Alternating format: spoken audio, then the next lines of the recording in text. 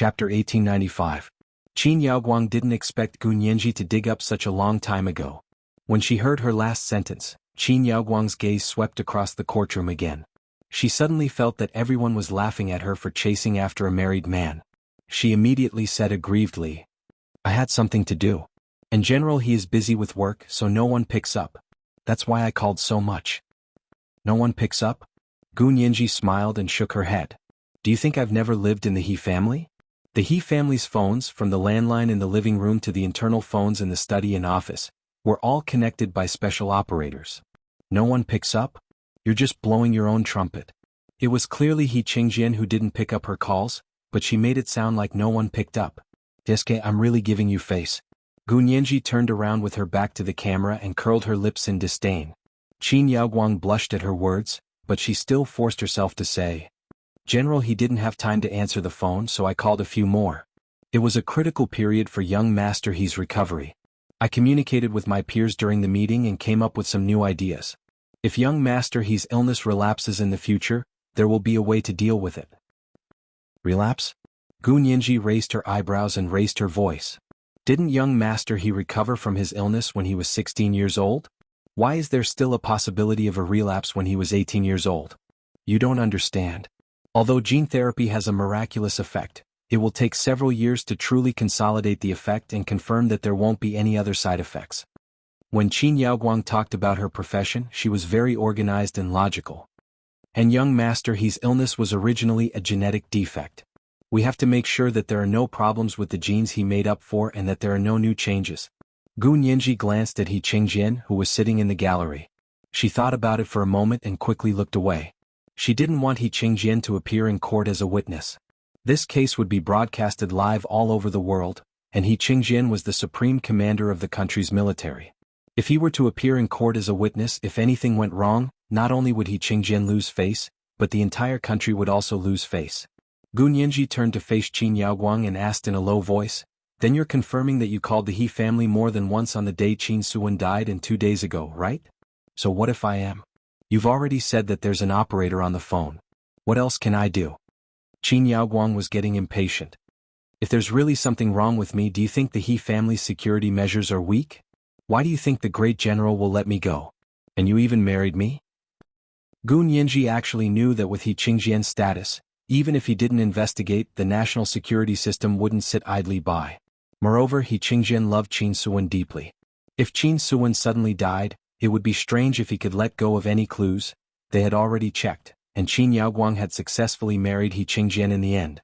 That meant that Qin Yaoguang must have undergone the strictest political investigation and the most detailed security check.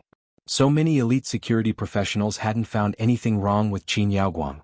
She should really be fine, right? Gu Nianji looked at Qin Yaoguang silently. She looked calm and composed as if she was saying, "I'll quietly watch you act like a B*****. In fact, her mind was racing, thinking of the most possible breakthrough point. Lu Anping saw that Gu Nianji wasn't saying anything, so he didn't give her more time to think of a solution. He immediately said, "Lawyer for the prosecution, is that enough? My client isn't in the country. Even if I call the He family, there will be an operator on the phone. You can even get the recording of the conversation. Don't harp on this issue anymore, okay? That's not the point at all." Gu Nianji looked over. Her eyes were as clear as ink, like 2 balls of black mercury that had fallen into an ice house. Lu Anping actually felt a little cold. He quickly looked away and said, "Whether the prosecution witness confirmed my client's motive or means, it was all her speculation. It could even be said to be speculation.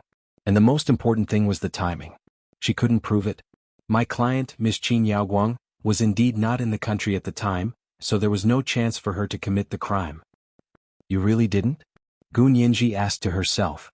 "Lawyer Lu, don't forget that Qin Suwen's congenital heart disease was acquired later on. This was the main cause of her death. And how did Qin Suwen get her congenital heart disease? Then we'll have to ask Miss Qin Yaoguang." Gu Nianji narrowed her eyes and looked in Qin Yaoguang's direction again.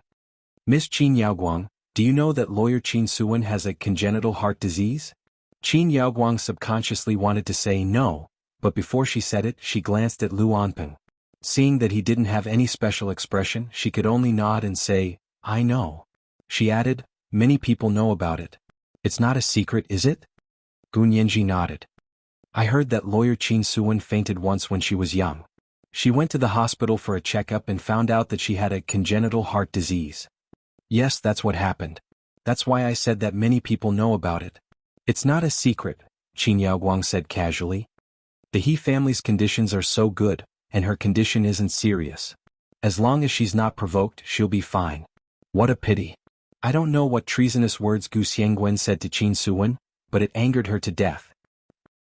Qin Yaoguang said with a regretful expression on her face. She seemed to be really sad. Gu Nianji sighed in her heart, but she still had her usual smile on her face. She walked back to her plaintiff's seat and sat down in frustration. The road ahead was still blocked. She used all her strength, but she couldn't disrupt Lu Onping's rhythm. Was she really going to use her last trick? Gu Nianji was hesitant. Of course, she didn't want to reveal her DNA to the public, so she had never thought of doing a paternity test with Qin Yaoguang. But now it seemed that she had to use this trick. While Gu Nianji was hesitating, the judge in the courtroom knocked the gavel and said, "Court adjourned for 30 minutes. The plaintiff and the defendant, please rest. If there is no new evidence or witnesses, this case will be decided at a later date." Gu Nianji looked at her watch. The morning interrogation had taken a full 3 hours, and it was already noon. She was hungry, but she didn't want to go out to eat at all. The prosecuting prosecutor asked her sympathetically, "Lawyer Gu, are you all right? Don't blame yourself too much. This case has always been difficult. We're already very surprised that you've done this much. Do you want to go eat together?" He took the initiative to invite Gu Nianji. Gu Nianji forced a smile. "I'm not hungry. You can go. I need to sort out my thoughts. I still have a tough battle to fight in the afternoon."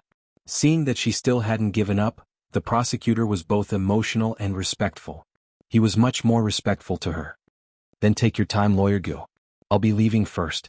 Gu Nianji nodded slightly and watched the prosecutor's back disappear in front of the courtroom door.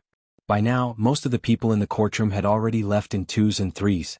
In order not to attract attention, even Lu Yuan was pulled away by Lu Jin. Only Hua Xiaoheng, He Qingjian, and Xie Qingying stayed behind. The cameras and live broadcast equipment in the courtroom stood quietly in the aisle like steel monsters, staring at them covetously, ready to devour them at any moment. He Qingjian walked up to Gu Nianji and asked in a low voice, "Nianji, can you go to my car and talk to me?" Gu Nianji looked up at him. Although he looked good, his expression was dead, and there was no life in his eyes. The person who had suffered the biggest blow from today's interrogation was actually not Qin Yaoguang or Qin Bei, but He Qingjian. Gu Nianji could understand his feelings, but she didn't have much sympathy. She asked coldly, "Is there anything you want to say that you can't say here?" He Qingjian shook his head. "It's safer in my car." Gu Nianji's heart skipped a beat. She actually wanted to ask He Qingjian about what happened that day. She thought about it for a moment, then stood up and said, "I only have 30 minutes. Can you finish?" He Qingjian nodded. "I'll try to make it short." Gu Nianji turned around. Hua Xiaoheng had already stood up and followed behind her quietly. He left the courtroom with them and came to He Qingjian's bulletproof car. Hua Xiaoheng and Xie Qingying didn't get into the car. Instead, they stood in front of the car. He Qingjian and Gu Nianji got into the car. He Qingjian ordered someone to lower the curtains of the car window and let the person out. He and Gu Nianji sat face to face in the quiet and soundproof bulletproof car. After a moment of silence, he said, "What you said just now, was it all true? Do you believe it?" Gu Nianji looked at him indifferently. "If you believe it, then it's true. If you don't believe it, then it's fake." "Why do you say that?" "Because I don't have any evidence," Gu Nianji said frankly.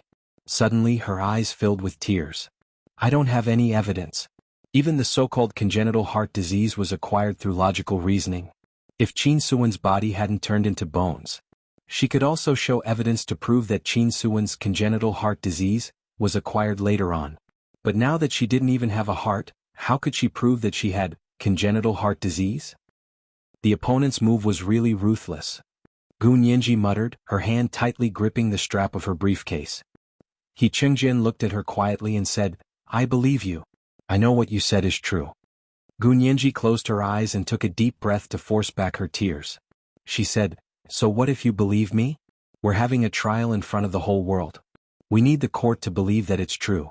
We need the people all over the world who are watching the trial live to believe that it's true." He Qingjian was silent for a while and began to recall the day Qin Suwen died. Over the years he had recalled that day countless times. It was as if he was torturing himself. He had already remembered every minute and every second of that day clearly. There were some things that he hadn't noticed at the time, but after today's trial, Qingjian realized that they had a new meaning. He clasped his hands and looked ahead calmly. If you need, I can tell you what happened that day. I can even repeat to you the contents of Qin Yaoguang's phone calls over the past 3 days. Gu Nianji's lips twitched. You really remember? Do you still remember Qin Yaoguang's phone call from 12 years ago? I was very busy those 3 days. I only had time to answer her phone call on the morning of Su Wen's death, Qingjian said in a low voice. This was the first update of the day, chapter 1884, I'll tell you. A reminder for everyone's monthly votes and recommendation votes, there would be a second update at 8 p.m. Moi all the big shots and little angels. Chapter 1896. Qingjian ignored the sarcasm in Gu Nianji's words and said aloofly, I remember it very clearly because for the past 12 years, there hasn't been a day when I haven't recalled the situation. I just want to find some clues and piece together the real situation. But it's very difficult. Your father can't be reasoned with by ordinary people. He came and left and Su Wen died in the study. Qingjian looked up at Gu Nianji. His eyes were already a little red, but the expression on his face didn't change. It was as cold and distant as before, as if he was wearing a mask. He only smiled from the bottom of his heart when he was facing his son, Jichu. So Nianji, I have no choice but to put him on the wanted list. I have to find him and ask him what he told Su Wen. Gu Nianji sighed softly. It was so difficult to communicate with someone like her father. Gu Nianji could even imagine that the stubborn, arrogant Lu Jin wouldn't listen to anyone at that time. No one could change what he had decided and what he had made up his mind. It wasn't until Qin Su Wen suddenly died and Gu Nianji was in danger that he changed. But your father disappeared without a trace. Suddenly he couldn't be found anywhere. He destroyed all the experiment records and everything related to you that he had left in the laboratory. Even the hard drive was completely destroyed. Everything looked like it had been planned. Qingjian's voice lowered. Nianji, you should be glad that I didn't testify in court. Otherwise, your father, Gu Xiangguan, would have been the one who would have been convicted. Gu Xiangguan had been hiding for so many years. In fact, he had always been a wanted suspect, and had never been convicted in court. Gu Nianji was silent for a long time before she said softly, Then should I thank General He for being merciful and showing mercy? There's no need to thank me. I just want to tell you what happened at the time. I don't care what you think and I don't care. Qingjian looked away and at the geometric patterns on the curtains. He continued, but this happened after Qin Yaoguang called that morning. I think what you want to know more is about Qin Yaoguang. Gu Nianji nodded. Of course. I never believed that my father was the murderer, but Qin Yaoguang and Qin Bei had too many suspicious points. Qingjian stared at her intently and suddenly asked, Where did you find out about some things? Back then, Su Wen and I tried our best to investigate her parents' car accident and the sale of land, but even Su Wen couldn't find out what you know now. Gu Nianji thought to herself, I have a cheat like my father, so of course I have more information than you guys. Unfortunately, she couldn't say it out loud. However, when she thought of this, she still closed her eyes and extended her right pinky finger. She gestured at the tip of her pinky finger and said, However, I will forgive you a little bit right now. Just a little bit, no more. Although Qingjian's heart was heavy, he was still amused by Gu Nianji's childish behavior. He looked at her and his eyes became dazed. He muttered, Nianji, sometimes your expressions and actions are really like Susu's. She doesn't have any childhood memories like you, and she's also like you. She's smart, playful, strong and stubborn. When she's stubborn, even a few towing machines combined can't pull her back. She'll inadvertently reveal a hint of childish naughtiness. People can't hit her or scold her, but they can't spoil her too much. Otherwise, she'll really go to heaven. Gu Nianji's ears turned red when she heard this. She quickly turned her head away and said, Why don't you tell me what happened that day? Let's start with Qin Yaoguang's call.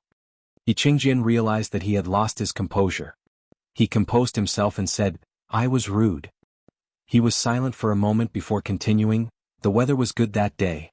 It was just autumn and it was the best season of the year in the imperial capital. Susu didn't have to go to the law firm that day. You were throwing a tantrum and pestered Susu to say that you didn't want to go to the tutor's place and wanted to go to the amusement park for a day. Perhaps it was because he had completely let down his guard against Gu Nianji. Qingjian spoke much more easily in front of her. He even used the intimate term Susu to Qin Su Wen. Gu Nianji suddenly turned around. Me? I was there that day? He Qingjian nodded and looked at her sadly. Of course you were there. Ever since you entered my house, Susu only has eyes for you. When he said this, there was a hint of jealousy and envy in his tone that he couldn't hide. Gu Nianji, she smiled uncomfortably. I was still a child at that time? He Qingjian also smiled. You were already 8 years old at that time. After 2 years in our house, you were very different from when you first came to our house. You were no longer timid and autistic, and you no longer hid from everyone you saw. The only thing that was the same was that you were the most clingy to Susu. As long as she was at home, you were her little tail. When she went to the bathroom to take a shower, you would hand her a towel from outside the shower curtain. She would work overtime in the study to read the files. You would hold your dolls of all sizes and play the trial in the children's playground in her office. And she was the most shameless. Susu had no resistance to you at all. She knew that it wasn't good to spoil children, and she was strict with Achu. But when it came to you, she had no principles at all. Gu Nianji could clearly hear He Qingjian complaining about her, but her heart actually felt warm. Her resentment and dissatisfaction towards He Qingjian gradually dissipated. She rested her cheeks on her hands and leaned forward with her elbows on her knees. Her big and bright eyes were like twinkling stars in the sky in the dark carriage. She blinked and said in high spirits, "That's because I'm too cute. I'm definitely very obedient." He Qingjian stared into her eyes and smiled. "You're cute but not necessarily obedient." Gu Nianji curled her lips. And then? She wanted to hear more about what had happened between Qin Suwen and her, but He Qingjian didn't say anything else. He changed the topic and talked about Qin Yaoguang's phone call that day. I woke up very early that day. I was in the study preparing the materials for the meeting that day. At that moment, the operator called me and said that Qin Yaoguang had called from Hawaii. She also said that she had made a lot of calls in the past 3 days. This time it seemed to be very important. I was very busy those few days. I said that she could leave a message for me, but she didn't. That morning I had exactly 3 minutes, so I asked the operator to pick up the phone. Then what did she say? Gu Nianji became nervous. Her hands clenched into fists, and her body was a little tense as she sat up straight. Her back was slightly bent, like a bow waiting to be fired. He Qingjian didn't say it immediately. Instead, he leaned back in his chair, crossed his arms and narrowed his eyes. He looked exactly like He Jichu. Gu Nianji pursed her lips. "General He, can you stop keeping me in suspense?" He Qingjian looked at her for a while before saying, "She first told me a few consolidation measures for gene therapy." Gu Nianji nodded. "It's the same as what she said in court. She shouldn't be lying. What else?" "Then she asked about you."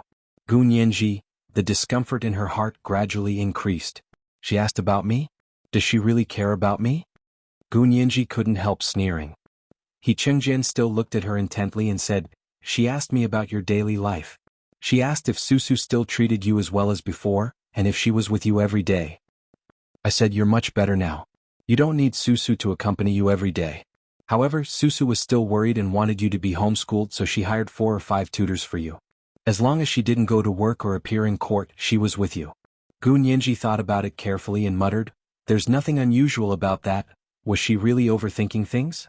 He Qingjian continued, "Then Qin Yaoguang asked, 'Where's Nianji's doll? Does she still like it? Should we make a few more for her?'" Gu Nianji's body trembled. "Doll? She gave me those dolls?" "Yes, they've always been your favorite toy. Ever since you came to our house, you've been holding that doll. Later, when the doll got old, Qin Yaoguang sent you a bunch of identical dolls of all sizes. You put them in your room. When you don't go to class, you play with them. They're usually in Susu's study. She's marked out a small children's playground for you. There are many toys there and you play games with your dolls. Most children play house with their dolls, but you play court with your dolls." Gu Nianji, this is the second update of the day, Chapter 1885, Premeditated with a Plan. A reminder for monthly votes and recommendation votes. I heard that today is the last day of the character heart gesture event. Everyone remember to like Nianji and Major General Hua. Thank you, moi all the big shots and little angels. Chapter 1897. Gu Nianji lowered her head. Her long eyelashes, which resembled crow wings, fluttered rapidly to hide the waves in her heart. To Gu Nianji, He Qingjian's description was like a happy family reunion between Qin Suwen and her. She wished she could turn back time and return to the days when she was 8 years old and lived carefreely by Qin Suwen's side. She wanted to enjoy the days of being doted on by her mother again. But she didn't have that much time. Qin Suwen's family was still waiting for her to avenge them. Gu Nianji raised her hand and wiped the tears from the corners of her eyes. She asked angrily, "Was she so kind as to give me a doll?" Yi Qingjian frowned. "I didn't think there was a problem before. It wasn't until today when I heard you talk about so many things in court that I remembered that it didn't seem normal." "It's definitely not normal." Gu Nianji composed herself and gradually calmed down. "You know that she never loved me and didn't treat me as her biological daughter. Why would she suddenly care about my dolls?" Yi Qingjian didn't say anything for a long time. After a while he sighed softly. "Later I married her. After she married into my family, she threw away all your old dolls and made a new batch of them. She put them in the treasure house in your room." Gu Nianji thought of the dolls of all sizes she had seen in her old room at the He residence when she had first arrived in this world. They were dressed in all kinds of clothes and their hair was long and short. The pinkish-purple dress was old, but the dolls were brand new. It was obvious that no one had played with them before. However, Gu Nianji had long forgotten what had happened before she was 12 years old, so even if these dolls were old, she had no impression of them at all. Why did she throw away all my dolls for no reason? It's fine if she threw them away, but she even replaced them with a new batch. She's really revealing her intentions. Gu Nianji muttered. Her long brows, which were as long as mountains, were tightly knitted together. She couldn't understand Qin Yaoguang's intentions. Yi Qingjian saw that Gu Nianji's thoughts were occupied by the doll. He hesitated for a moment and asked, "Then do you still want to hear what happened that day?" Gu Nianji looked up in surprise. "Of course." She paused and asked, "What else?" She thought that Yi Qingjian had finished speaking. Yi Qingjian stared at her and asked slowly, "Do you really not remember anything at all? Didn't you say that you remembered everything?" The corners of Gu Nianji's eyes twitched. She had once said in court that she had recalled some of the past, such as how Qin Yaoguang had sent the one gardener couple to kidnap her. Actually, that was all her inference. She didn't remember anything at all. Now that Yi Qingjian had caught a loophole, she admitted frankly, "General He, I won't hide it from you. I actually don't remember anything. My memories before the age of 12 are still blank." Yi Qingjian looked at her with a complicated expression. After a while, he sighed and rubbed his forehead with his hand. His brows furrowed. He thought about it and finally decided to say it. Yi Qingjian closed his eyes and said to Gu Nianji, "After I answered the phone, I didn't say much and hung up, because I only have 3 minutes. Then, I left the study and went to the dining room to have breakfast with Susu. After breakfast, I'll go to the military headquarters for a meeting. I'll be gone for a few hours." Gu Nianji's eyes darted around when she heard this. "How long did you and Susu eat breakfast together?" "Not long, just half an hour," Yi Qingjian said disapprovingly. "There's too little time. I can't do anything about it."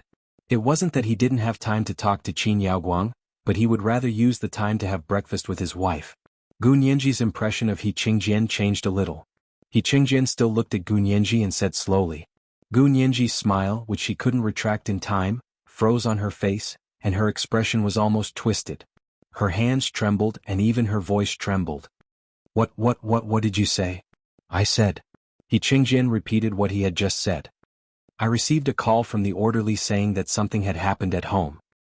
I interrupted the meeting and rushed back from the military headquarters. I met Achu at the door.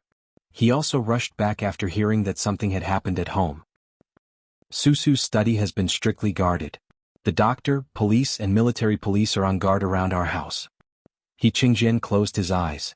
His voice was hoarse and he was already choking with sobs. However, he still forced himself to describe the scene at that time. "Achu and I walked into Susu's study and saw her lying not far from the door. Her face was bruised and her eyes were about to pop out. Her expression was even a little ferocious. Her hands were on her neck and her fingers were covered in blood. There were also bloody marks on her neck. It was as terrifying as if she had strangled herself to death. And you, holding your doll, squatting by the wall at the door, screaming hysterically. Achu carried you out from the wall. You kicked and hit him as if you didn't know him. Achu had no choice. He knocked you out and carried you back to his room personally. He asked my personal secretary to take care of you. Later, Achu and I watched the surveillance video in the corridor.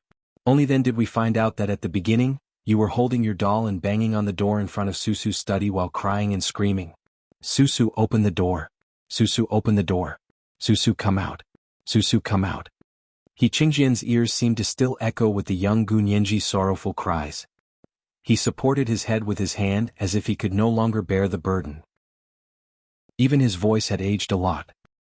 The surveillance cameras in the corridor showed that the orderly heard your cries and ran upstairs to push the door of the study, but found that he couldn't push it open. He couldn't open it even with the spare key. In a panic, they broke the lock on the door with a gun before kicking the door open. He Qingjian lowered his head. You were still young at that time. When the door opened, you were the first to rush in. When you saw Susu's death, you couldn't stand the scene at all. When you saw it, you immediately screamed hysterically. You've returned to the situation when you first came to our house. You're like a frightened little beast, hugging your doll and hiding here and there. No matter who comes close to you, you'll punch and kick them. There's no way to communicate at all. At that time, I was so shocked by Susu's sudden death that I couldn't care about you at all. It was Achu who comforted me while taking care of Susu's funeral. At the same time, he stayed up all night to take care of you. I was running around outside, forcing the police to solve the case within a time limit. However, the forensic examination showed that Susu died of a sudden congenital heart attack. I don't know what happened, but her heart suddenly moved violently, causing it to contract weakly and lack of blood supply. She gradually suffocated, so she scratched her throat desperately, wishing she could pierce her throat. And you fell back into isolation. Achu moved home from school. Just like Susu did back then, he took care of you without sleeping or resting. Only then did you gradually recover. Later, the police psychiatrist looked for you several times, but you only knew that Susu wouldn't open the door for you. As for what happened after that, you don't remember anything at all. Every time the psychiatrist came to ask you, you would collapse for a long time. Achu couldn't take it anymore.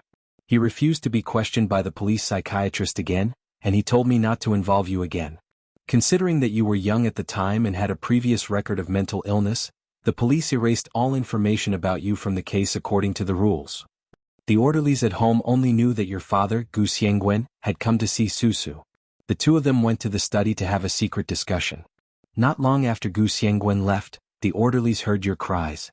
When they went upstairs to take a look, they found that Susu's study door had been locked from the inside. They couldn't open the door no matter how hard they tried, so they broke in. After they found out that something had happened, they quickly called Achu and me. Gunyenji's heart tightened when she heard this.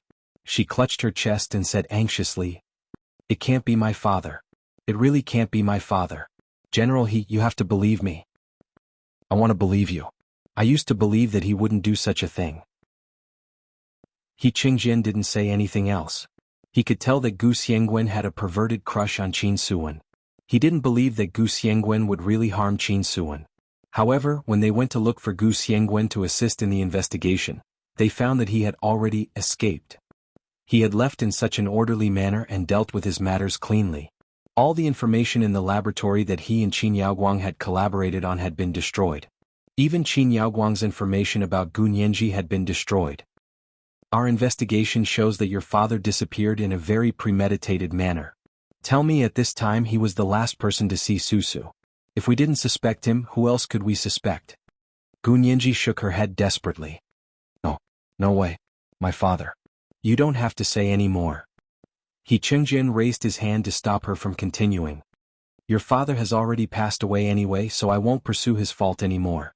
But Qingjian's tone suddenly became murderous. If there's any evidence that Susu's sudden death wasn't that simple, I definitely won't let off those who have their hands stretched too far. Gunyenji took a deep breath. General can I go out now? I want some peace and quiet. Go ahead. Qingjian rubbed his temples. I want some peace and quiet too.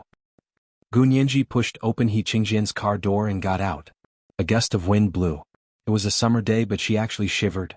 Hua Xiaoheng turned around and saw that she had come out, but her little face was deathly pale. He walked over silently, put his arm around her shoulder, and led her away from Qingjian's bulletproof car. Gunyenji snuggled into Hua Xiaoheng's warm embrace and felt her courage return to her body bit by bit. She took out her phone and rubbed it for a while. She recalled what Qingjian had said just now, and her heart suddenly skipped a beat. She called Jichu. Young Master Jichu's voice was very soft. She didn't know what he was doing. He lowered his voice and replied, yes. Gunyenji also whispered. I remember when you went there, you brought a doll that I played with when I was young. Jichu was stunned. Why did Gunyenji suddenly mention this? He thought about it for a moment before nodding. Yes, but you don't remember anything. Hijichu had flown into a rage over this. But at that time, Gunyenji didn't understand why Hijichu had lost his temper at all. She only felt that he was moody like a lunatic. But now, Gunyenji only wished that she was a lunatic. Is that doll really the one I played with when I was young? Yes, it's your first doll. You've had it with you since you were 6 years old. But then, you were taken away and this doll is with me. It was placed at the head of his bed, and he could see it every day when he opened his eyes. Later, when he went to the other world, he also brought it with him to escape the fate of being purged. That's great. Gunyenji's voice suddenly rose. Hijichu, young master is that doll still with you? I mean, did you bring it here? Gunyenji's heart was pounding. She was afraid that Hijichu would say that he hadn't brought it here. That would really be a thought to heaven, a thought to hell. Fortunately, Hijichu was silent for a while before saying awkwardly, I brought it here. What do you still need it for? This was today's first update, Chapter 1886, A Thought to Heaven, A Thought to Hell. A reminder for everyone's monthly votes and recommendation votes, there would be a second update at 8 p.m. Moi all the big shots and little angels. Chapter 1898. Gunyenji, who had almost held her breath and was about to die, came back to life. She let out a long sigh and asked nervously, Where is that doll? Can you send it to me quickly? Hijichu was standing in the open space in front of the Qin Private Hospital's hospital building in the imperial capital. The summer sun shone on him and it was so hot that his skin was almost sunburned. Behind him was a team of plainclothes security personnel. They were searching the administrative office floor of the Qin Private Hospital building and constantly moving things out. At the same time, the headquarters of the Qin Private Hospital in Z City was being searched. Hijichu's face was expressionless. Why do you want it? You haven't answered me yet. Your father just told me personally that Qin Yaoguang gave me this doll. On the morning of my mother's death, when Qin Yaoguang called your father, she specifically asked about my doll. I suspect there's something wrong with this doll. Hijichu had one hand in his trouser pocket and was talking to Gunyenji through his Bluetooth headset. He said calmly, What's the problem?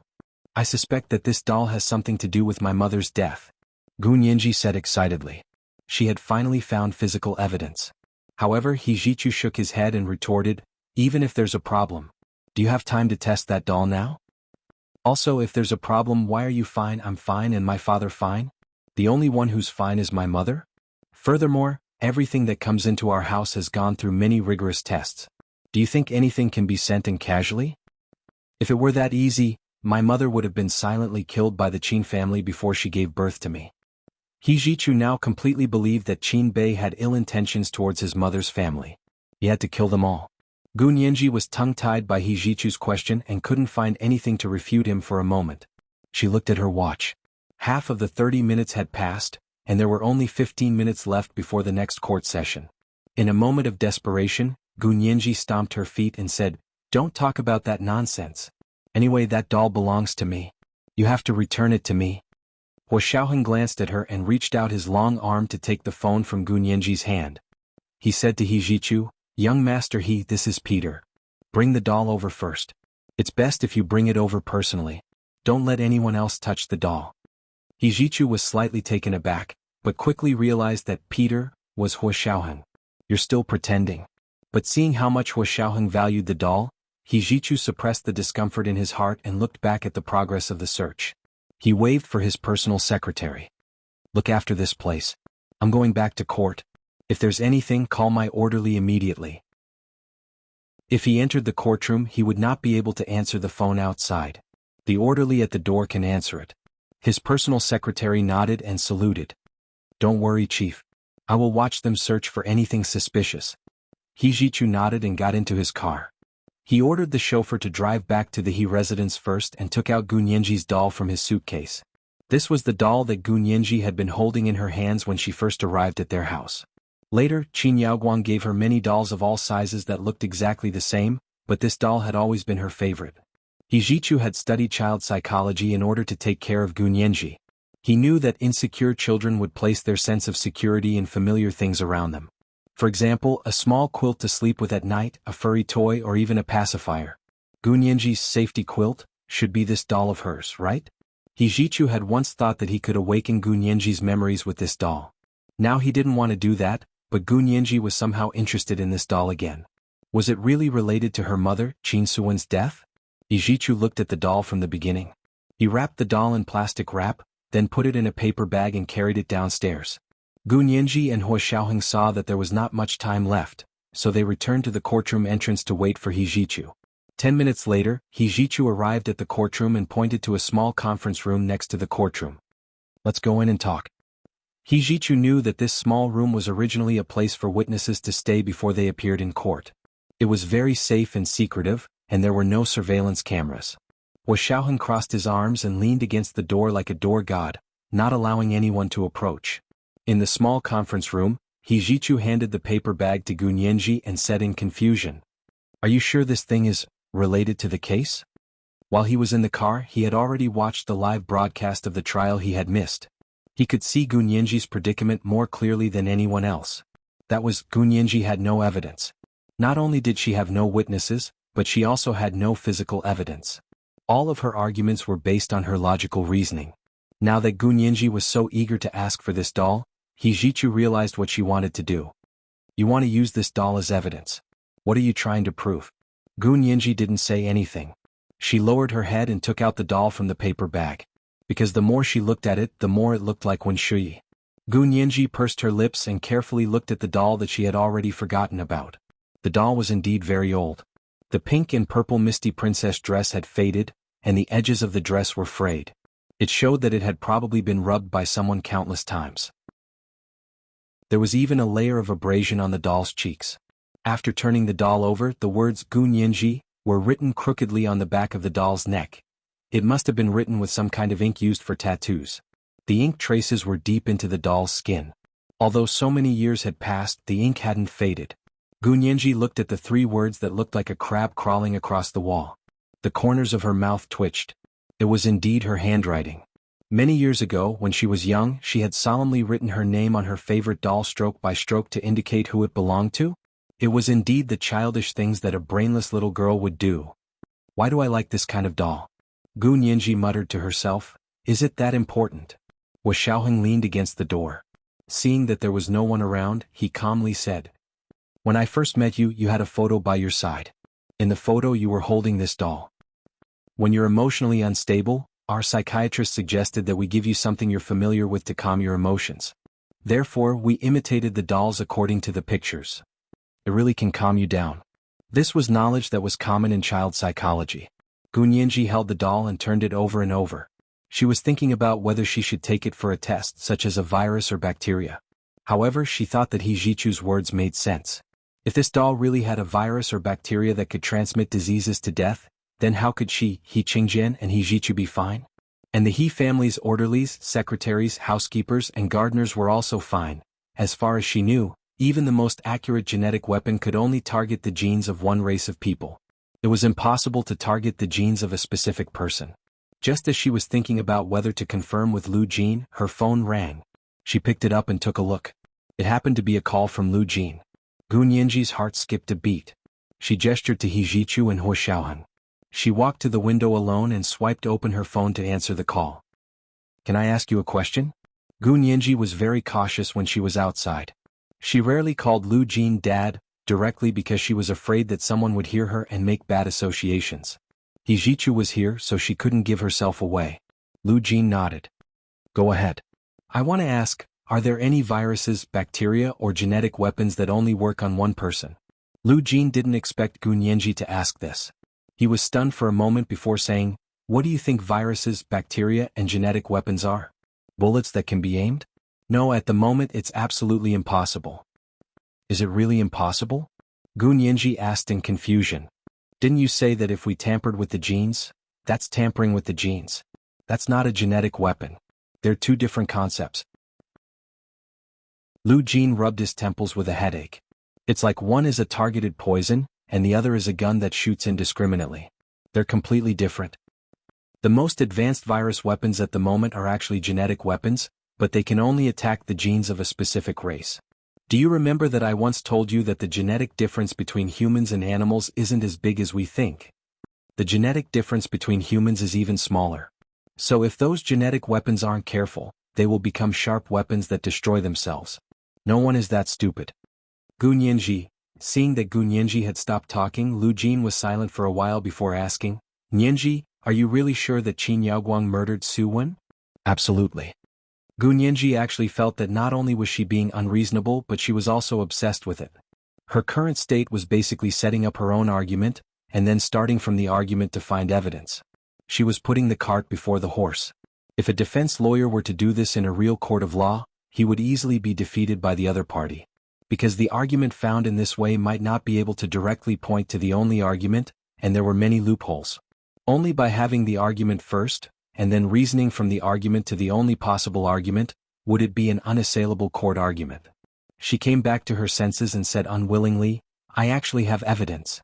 Do you still remember the doll I liked the most when I was young? Of course, I didn't like it at first because that doll looked like Wen Shuyi of all people, and it looked like the girls from Qin Yaoguang's family. She pursed her lips and looked at the doll in her hand with some disdain. Why was her taste so bad when she was a brainless lowly? She really wished she could stab her own eyes. Lu Jin's expression suddenly changed. Why did you say the doll was evidence? What did you find? Gu Nianji could immediately tell that something was wrong with Lu Jin's tone. Her eyes lit up. You also know that there's something wrong with that doll? No problem. Lu Jin suddenly became violent and shouted firmly, there's nothing wrong with that doll. Because I was the one who made that doll for you. But in the eyes of outsiders, Qin Yaoguang, the mother, had given it to Gu Nianji when she was still a baby. At that time, Lu Jin did not defend himself, nor did he want to defend himself. It was Qin Yaoguang who had given Gu Nianji a better one, so that when Gu Nianji grew up in the future, he wouldn't be able to explain why he had made such a doll. This is today's second chapter. Chapter 1887, I made this doll with my own hands. A reminder for your monthly votes and recommendation votes. Moi, everyone little angels. P.S. For the plot of this doll you can go back and read the previous chapters. The details had been slightly modified a year ago. When He Jichu took out this doll when there were more than 400 chapters, didn't they feel that something was wrong? Oh, intersection. Oh. Chapter 1899. Gu Nianji was so shocked that her phone almost fell to the ground. She trembled as she held her phone with one hand and placed her other hand on the window lattice. She lowered her voice and said, Are you sure? Did you really do it? Could it have been switched? I don't even know what I made. Someone who can switch my bag hasn't been born in this world yet, Lu Jin said disdainfully. His mind was also nervously thinking about how to divert Gu Nianji's attention. Gu Nianji heard this familiar tone. Although she was extremely anxious and surprised, she couldn't help but laugh. She chuckled and her feverish mind calmed down. She slowly turned around and sat on the windowsill. She smiled and said, Even if the doll wasn't switched, who knows if there's something shameful on it that can't be seen with the naked eye? She was actually just saying it casually to shut Lu Jin up. Moreover, Qin Yaoguang was a despicable person who looked impressive on the surface but was actually a sinister person. What couldn't she do? This wasn't an injustice to her. Lu Jin's heart was in his throat when he heard this. He stammered, "Www, what shameful thing can't be seen with the naked eye? Don't talk nonsense." Gu Nianji knew Lu Jin too well. She immediately understood when she heard that something was wrong with his tone. There really is something shameful. I was wondering why this B*TH would be so kind to care about me. You're also an experimenter. Have you ever prepared toys for your lab rats? Have you ever cared if your lab rats were depressed? Gu Nianji snorted. If she didn't have a guilty conscience, why would she care about my dolls? Also, why did she throw away all my old dolls and replace them with new ones? Lu Jin relaxed when he heard this. He smiled and said, "They're old things anyway. It's not a big deal to throw them away." However, he also realized that Gu Nianji was obsessed with Qin Yaoguang and had to bring her down. If he didn't let her get what she wanted, he didn't know what she would pull out. Lu Jin's expression was a little uncertain. In the end, it all turned into a long sigh. He sat in Lu Yuan's car and finally said, "Actually, Qin Yaoguang is very jealous of Su Wen. She has been thinking about He Qingjian for a long time." Gu Nianji, why did it sound like gossip? Gu Nianji quickly looked at her watch and said, "I still have 5 minutes, hurry up and tell me. After saying that, I'll go to court and skin Qin Yaoguang." She had wanted to skin Qin Yaoguang for a long time, but she was helpless. Ever since Qin Suwen married He Qingjian, Qin Bei's family had been living with their tails between their legs. Not only did they keep a low profile in the business world, but they were also not arrogant and domineering. She didn't know whether to say He Qingjian or Qin Bei was better. In short, they did not dare to provoke the He family. The previous kidnapping case had only been superficial, but in the infrasonic weapon case, Qin Yaoguang had been pushed out as a scapegoat. But in the blink of an eye, Qin Bei contacted Lorraine from America and gave them a show of strength. Look, for the sake of that slut, Qin Yaoguang, she was actually going to bury the entire trade of Huaxia. Gu Nianji spat angrily. Hua Xiaoheng looked up at her. Gu Nianji shrunk her neck guiltily and quickly said to Lu Jin on the other side of the phone, "Tell me quickly." Yi Zhichu walked up to Hua Xiaoheng and played with a cigarette in his hand. He said lightly, "Major General Hua, you're not going to pretend anymore?" Hua Xiaoheng smiled. "Didn't young master he already recognize me? How did I pretend?" Ever since He Zhichu shouted that sentence behind his back that day, he knew that he had already recognized him. Now that he knew that He Zhichu and Gu Nianji were half-siblings, Hua Xiaoheng had even less scruples. Besides, they needed He Zhichu's help. Seeing that Hua Xiaoheng had actually admitted it, He Zhichu stared at him for a while and tapped his fingers twice. "You win." On the other side, Gu Nianji let out an uncontrollable scream. He Zhichu and Hua Xiaoheng turned to look at the same time and said in unison, "What's wrong?" Gu Nianji had already jumped down from the windowsill and said excitedly, "She really did that? When did she do that? Is there any evidence?" If there really was evidence, she would nail Qin Yaoguang to death this time. Lu Jin knew that if he didn't show something, Gu Nianji wouldn't let the matter rest. In order to bring Qin Yaoguang to justice as soon as possible so that Gu Nianji wouldn't continue to dig deeper, Lu Jin sent her a copy of the experimental data he had kept for many years and said, "The aborted embryos are all kept in her secret laboratory. Wait for me to check again. After I'm sure there's nothing related to you, you can throw out that secret laboratory." Gu Nianji was overjoyed. She quickly nodded and said, Okay. Hurry up and check. I'm going to court soon." She put away her phone. Her face was flushed with success, and her smile was as bright as the summer sun. Hua Xiaoheng glanced at her and found it difficult to look away from her face. He asked calmly, "What's wrong? What did you find out?" "The secrets of heaven cannot be revealed. I can only tell you when I go to court." Gu Nianji's smile was even more charming. She was indeed very beautiful, but she wasn't a stunning beauty. However, she had an indescribable charm that made people unable to forget her the moment they saw her. He Zhichu was burned by the smile on Gu Nianji's face that was as bright as the summer sun. He silently turned his head and followed Gu Nianji and Hua Xiaoheng into the courtroom. In the afternoon session, there were even more people who came to the courtroom than in the morning. There were also twice as many media outlets with cameras and live broadcast equipment than in the morning. At this moment, the trial here could be said to be sweeping the viewership rankings of all the television stations in the world. Seeing this lineup, Gu Nianji didn't have stage fright at all. Instead, she was like those crazy actors. The more people there were, the more excited she became, and the more outstanding her performance was. She was born to be in court. The prosecutor, who had been feeling uneasy, couldn't help smiling when he saw Gu Nianji's glowing face. He said, "Looks like I don't need to comfort Lawyer Gu anymore. It's obvious that Lawyer Gu has victory in her hands." Of course. Gu Nianji reached out her hand and high-fived the prosecutor in the air. "We will definitely win. Justice will prevail." The corners of Lu Anping's mouth twitched as he sat in the defendant's stand. He deeply felt that even if he won this lawsuit in everyone's hearts, he would still have an unfair advantage. It was like bullying a child. But if he lost, he would have used his decades of reputation to become a stepping stone for this young and beautiful Lawyer Gu. Lu Anping looked at Gu Nianji quietly, not letting go of her every move. Gu Nianji sat down elegantly and waited for the judge to strike the gavel. The judge saw that there were too many people in the courtroom, and there was still a steady stream of people coming in to listen. He finally struck the gavel and said, "The number of people in the courtroom has reached the limit. Close the door." After closing the door, the people outside could only watch the live broadcast of the trial on the big screen outside. They couldn't watch the scene. He Qingjian, He Zhichu, and Xie Qingying were still sitting in their previous seats. Xie Qingying saw that He Zhichu had returned and quickly said, "Are you done with your work?" He Zhichu grunted and turned to He Qingjian beside him. He said softly, "Dad, I've already sent people to seal off the area." He Qingjian's expression didn't change. He only nodded. Their gazes fell on Gu Nianji's back in front of them. She was wearing a very mature black professional suit and had her hair coiled up. From behind, one could see her delicate, slender, fair and tender neck and her graceful figure. Qingjian's eyes narrowed again. This back view was really too familiar. Why hadn't he noticed it before? His vision was a little blurry, as if he had seen the back that he had mistaken for decades ago. Qin Suwen, Qin Yaoguang and Gun Yanji. Their backs were really similar.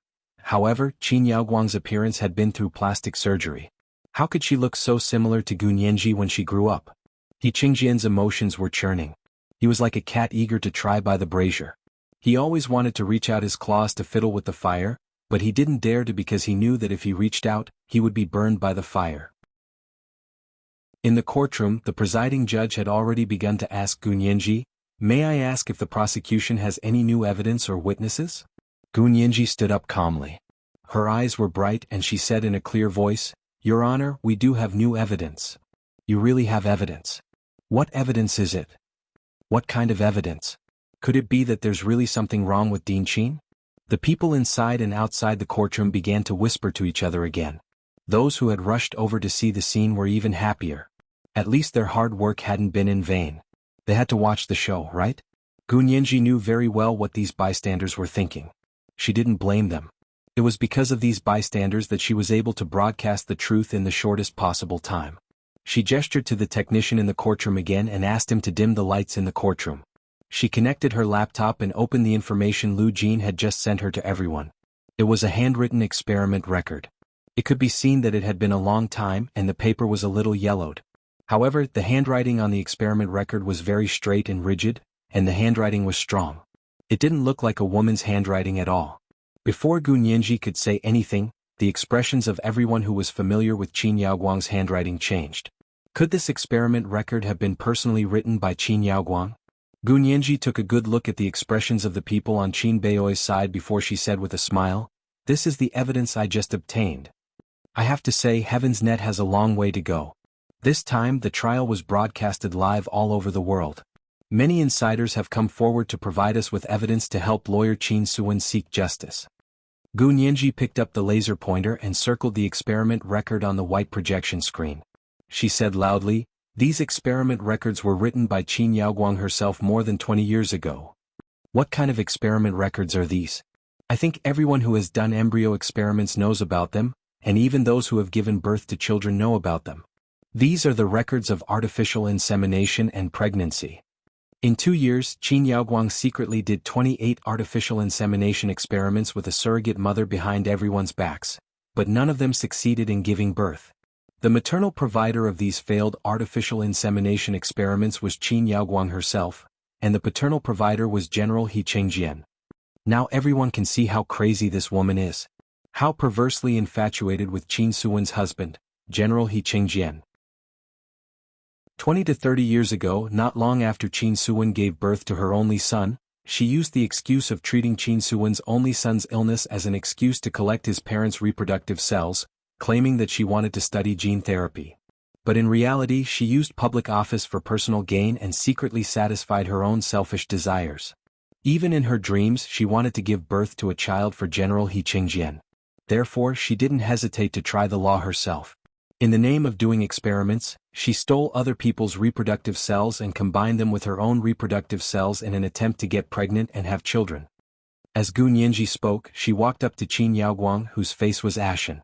She said meaningfully, "Unfortunately he doesn't love you, so even his genes reject you. This is the first update of the day, chapter 1888, He Doesn't Love You.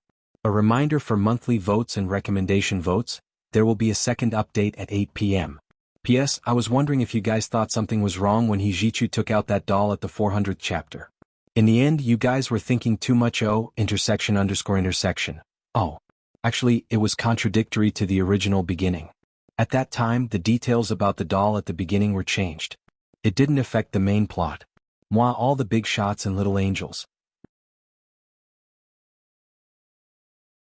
Chapter 1900.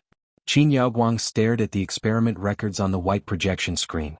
For a moment she didn't hear what Gun Yanji was saying. Of course she might have heard it, but her subconscious still refused to believe it. There was only one sentence echoing in her mind, "Oh no, how did they find out about this thing?" She said subconsciously, "What did you say? You didn't hear me?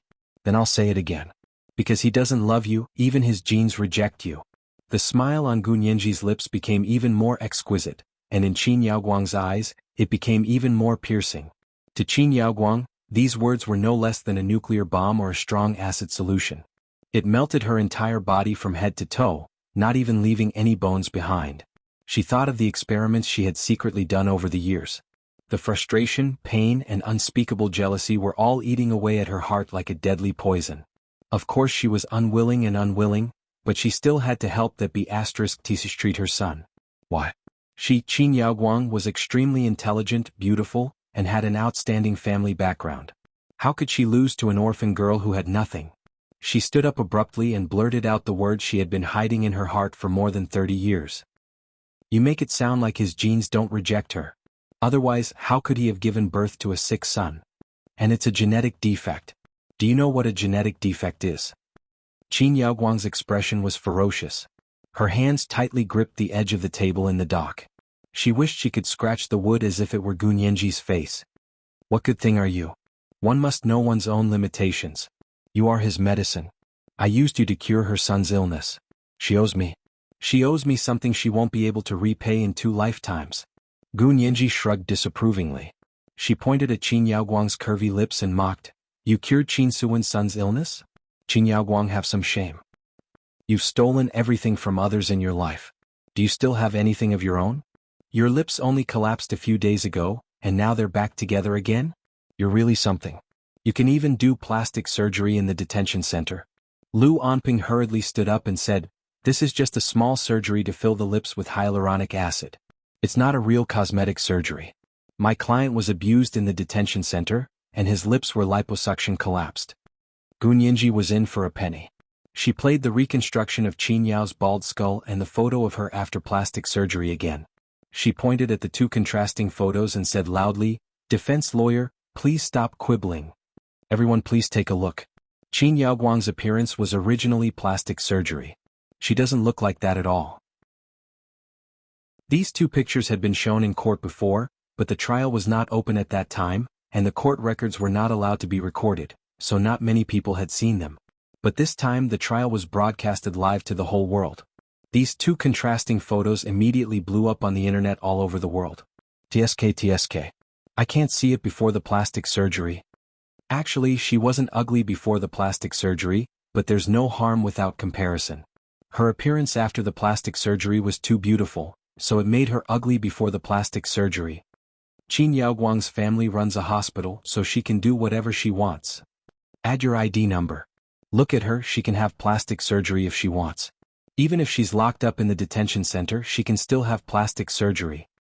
If she wants artificial insemination, she can have artificial insemination. There's no limit to how many times she can have it. Do you want to have children with someone you like? Come to the Qin Corporation's private hospital. As long as the other party masturbates, you can have as many children as you want. Shipping included, dear. Amidst the aggressive online public opinion denouncing Qin Yaoguang, a post had just been posted when it was covered by a sea of posts on the internet. The post said, don't you think it's strange? If Qin Yaoguang had plastic surgery, how could she look so much like her biological daughter? The post didn't cause any waves at all, and it instantly sank to the bottom. Lu Anping saw that Qin Yaoguang was about to break down, so she immediately stood up and said, Your Honor, my client, Miss Qin Yaoguang, is a little emotional.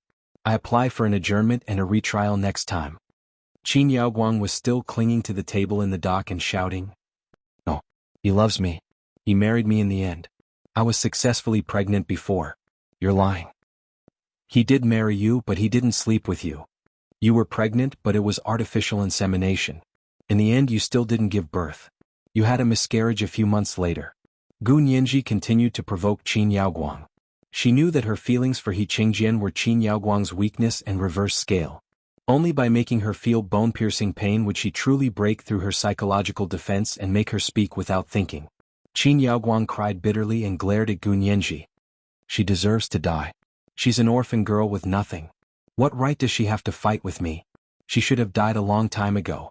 Then you admit that you killed lawyer Qin Suwen? Just because you have a deep-seated hatred for her for decades. Gu Nianji immediately asked, her expression cold. Objection. The prosecution's lawyer is using seductive words to try to get a confession against my client. Lu Anping strode over and placed her hand on Qin Yaoguang's shoulder. Qin Yaoguang's entire body trembled, and her pupils suddenly constricted. She came back to her senses and quickly said, I didn't kill her. She died so quickly, who could have had time? You still want to quibble? You really won't shed a tear until you see the coffin. Gu Nianji strode back to her plaintiff's stand and took out the paper bag He Jichu had given her. She took out the doll wrapped in plastic wrap and quickly walked back. Standing in front of Qin Yaoguang's dock, Gu Nianji held up the somewhat old doll and said coldly, Qin Yaoguang, do you still recognize this doll? Don't you know what you've done to this doll? Qin Yaoguang's eyes suddenly widened, and her eyeballs almost popped out of her sockets. The black pupils in the middle looked so small, and one could only see that they were surrounded by large patches of white. She stared so hard that she couldn't see the sky or the ground. She fell back into her seat, and only one voice echoed in her mind. It's over. Why is this thing still here? Where did she find it? Staring carefully at the doll in Gu Nianji's hand, Qin Yaoguang became more and more dizzy and almost couldn't support herself. It was really that doll, the doll she had been looking for a long time. Gu Nianji had purposely taken out the doll to test the waters. She was sure that there was something wrong with this doll, but she couldn't figure out what the problem was. Coupled with Lu Jin's involvement, saying that he had made this doll himself, the situation became even more confusing. Therefore, she had taken it out unexpectedly to see Qin Yaoguang's reaction. This way she would have more information to refer to. Now that she saw Qin Yaoguang's mournful expression, Gu Nianji was confident. If there was nothing wrong with this doll, she could cut off its head and kick it like a ball. Are you afraid? Gu Nianji held up the doll and turned to face the public gallery of the court, as well as the cameras and live broadcast equipment. Everyone, please take a look at this doll. She wore a pink and purple misty princess dress, thick bangs, slender eyes, a face like a silver plate, and a voluptuous figure. She looked like a little girl who had walked out of an ancient painting.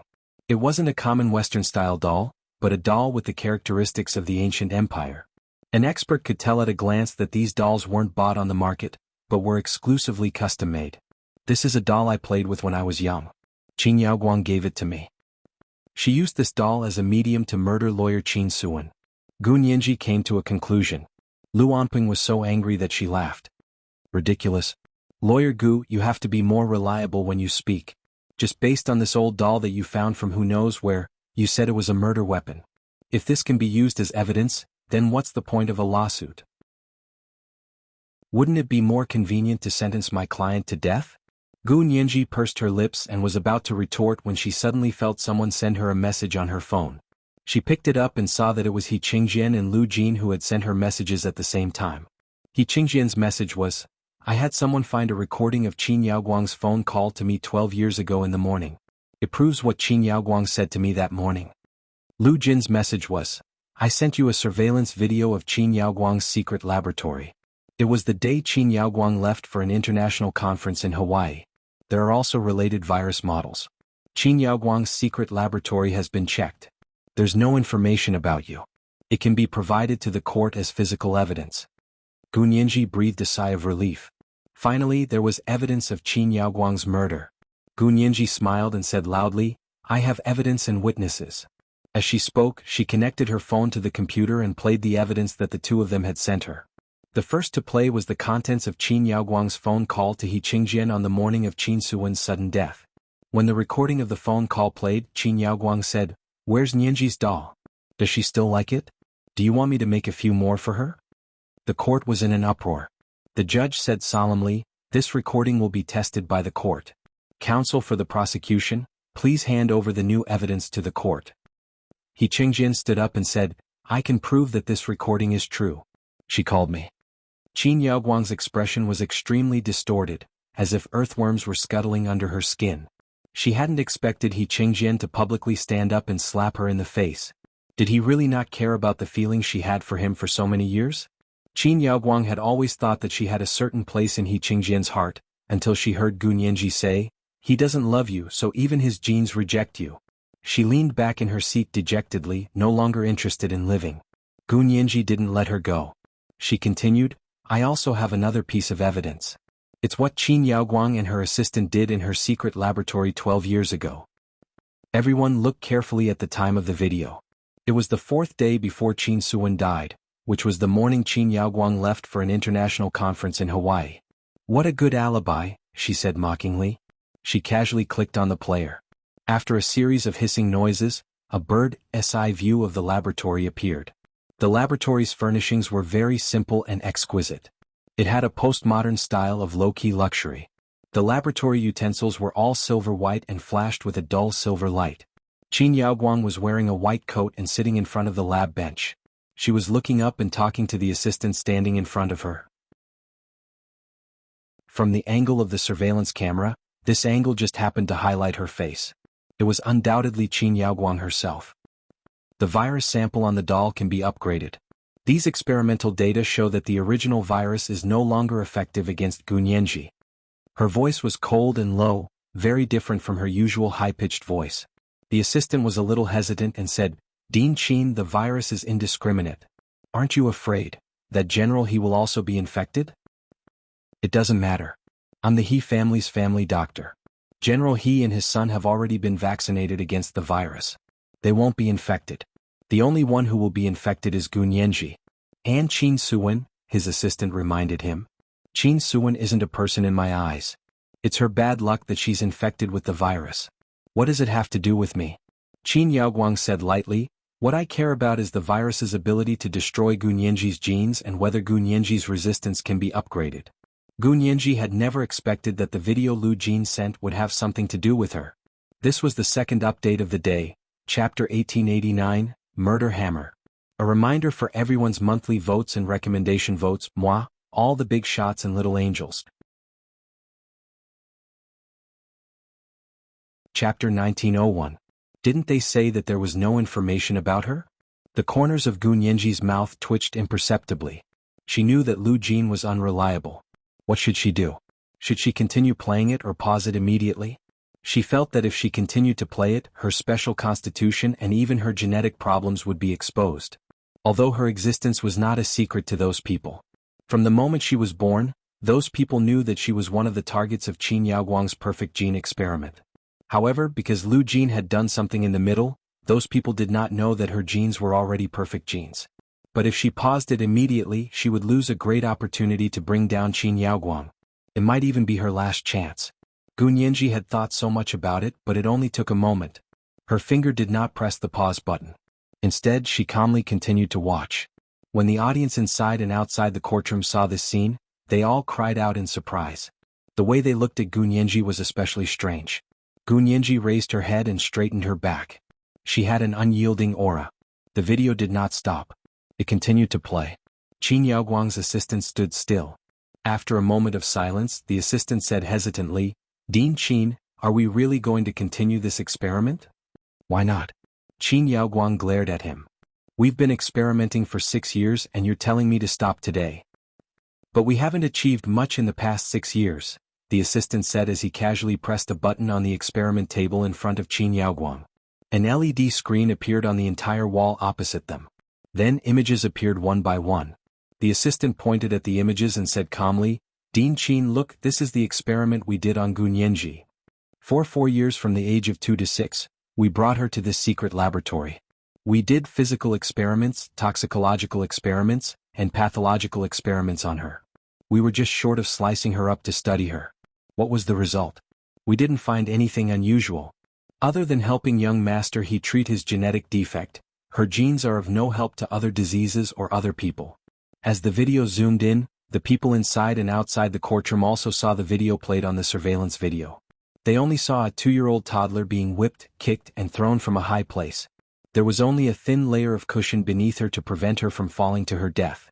Blood flowed out of the baby's nose and flowed all over her body. She fell to the ground, her small limbs twitching.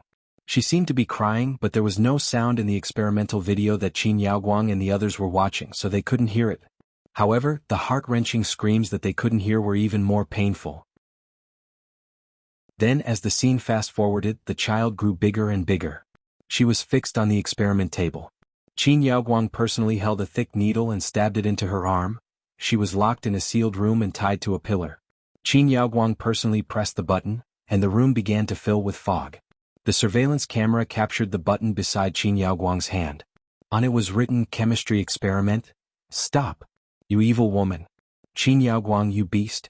How could you do this to your own daughter? Bastard. She's worse than an animal. When the following scenes came out, the onlookers inside and outside the courtroom couldn't take it anymore. Everyone felt that their conscience had been seriously challenged and couldn't take it anymore. They wanted nothing more than to rush to the courtroom and drag Qin Yaoguang down and beat her to death. On social media and online forums outside the courtroom, everyone watching the live broadcast of the trial, whether it was in Huaxia or abroad, was stunned. Someone was actually using a living person as a human experiment. In times of war, this kind of thing wasn't unfamiliar and everyone might be numb to it. However, this was an era of peace. An era of peace that everyone had sacrificed countless lives for was not for people like Qin Yaoguang to continue trampling on. Some people were the first to come back to their senses and began to attack the United States' white paper on human rights online. Everyone, look, this is the Qin Yaoguang that the Americans are willing to fight a trade war with the Huaxia Empire to protect. This is what Miss Qin Yaoguang, the great scientist who was persecuted by the Americans, did. I just want to say, such a great scientist, please continue to persecute her. Don't let her go. This, please continue to persecute her, don't let her go, received the most likes and was forwarded by countless people. It was forwarded from China to abroad, from the northern hemisphere to the southern hemisphere. The United States Congress also watched the live broadcast of the trial. When they saw these images, the members of Congress were also stunned. Although the Huaxia Empire hadn't announced the verdict yet, they had already organized a vote and quickly won an overwhelming victory. They repealed the white paper on human rights in Huaxia that they had previously passed. They also immediately announced that they would stop the trade war with the Huaxia Empire and asked the Huaxia Empire to severely punish Qin Yaoguang, the culprit who used young children as live experiments. In the courtroom, the judge had no choice but to call in more bailiffs to maintain order in case the angry people rushed up and beat Qin Yaoguang to death on the spot. However, the more bailiffs came in, the more chaotic the order became. This was because these bailiffs didn't help to hold back the angry people. Instead, they joined the ranks of the people who beat Qin Yaoguang up. In the end, He Qingzhen stood up and said loudly, "Everyone back off. This is a court. Everyone control yourselves. Otherwise, I'll have to call in the army to maintain order." Then, he looked at the angry crowd and said calmly, "It won't be too late to fight after the trial is over." Of course, he wouldn't let Qin Yaoguang off, nor would he let Qin Bei off. He wouldn't let anyone from the Qin family off. But before that, he had to let Qin Yaoguang get the trial she deserved. Because he believed that this was also Qin Suwen's wish, and it was what she was most willing to do. Gu Nianji stood on the plaintiff's stand and watched the scenes on the white projection screen. Her mind was blank as she watched Qin Yaoguang use her young self as an experiment. That was a memory she had already forgotten. She really couldn't remember it at all. At this moment, she thought that she understood why she had forgotten these memories forever. She rubbed her forehead. Finally, she waited for the scene to end. She turned around and gestured to everyone. She took a deep breath and said, "Everyone sit down first. We have to give Qin Yaoguang a fair trial." After all, it was a global live broadcast of the trial. The scene of the people in the gallery rushing up to beat Qin Yaoguang hadn't been cut off. The whole world had seen it and most people liked it. Although there were also some contrarians who liked to be unconventional and took the opportunity to express their different opinions, they were quickly taught a lesson by ordinary netizens who were so angry that they had nowhere to vent their anger. Gu Nianji raised her hand, and the courtroom fell silent again. Qin Yaoguang's face was bruised and swollen, but she didn't make a sound. The pain in her heart was even more painful than the pain in her body. She firmly believed that He Qingzhen had feelings for her, and that he was the only pillar of support in her life for so many years. Now that this pillar had collapsed, her secret world that she couldn't see had been dug out. Not only had it been dug out, but it had also been revealed to the world in such a manner. She was at a loss and couldn't even think of resisting. She just wanted to find a hole to hide in and never crawl out to be seen again. Lu Anping glared at her with a livid face and didn't plan to say anything else. Before he could figure out whether the video was real or fake, even Lu Anping couldn't accept what he had just seen on the white projection screen. Everyone's eyes once again turned to the white projection screen on the wall of the courtroom. In the surveillance video that Gu Nianji played, Qin Yaoguang's assistant had just turned off the recording of the experiment. She wiped the sweat off her forehead and said in a low voice, "She's gone to the He family for the past 2 years. The He family's security is tight, and lawyer Qin Suwen has taken care of her by her side. Other experiments can't be done." But the virus experiments have never been interrupted. Our virus is a new type of virus. The He family's quarantine equipment can't detect it, and it's a contagious virus. As long as the dosage is strictly controlled, she can be infected without showing any signs of serious illness. But after so many years, her resistance hasn't evolved, and her genes have been infected. There's nothing special about her at all. Dean Qin, I don't understand. Why do you insist on using Gu Nianji as an experiment? In the surveillance video, Qin Yaoguang became furious and shouted, "She's my daughter. I can do whatever I want to her. No one can stop me." The assistant quickly patted Qin Yaoguang on the shoulder.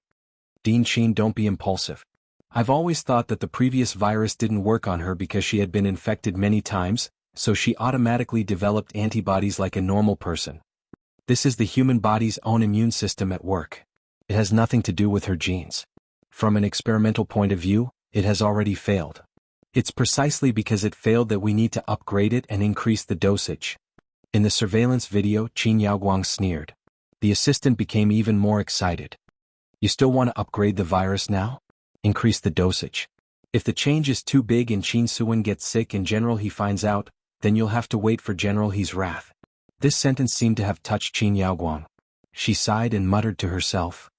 Okay, maybe I thought too highly of him? The assistant asked curiously. Oh, is it Gu Xiangwen?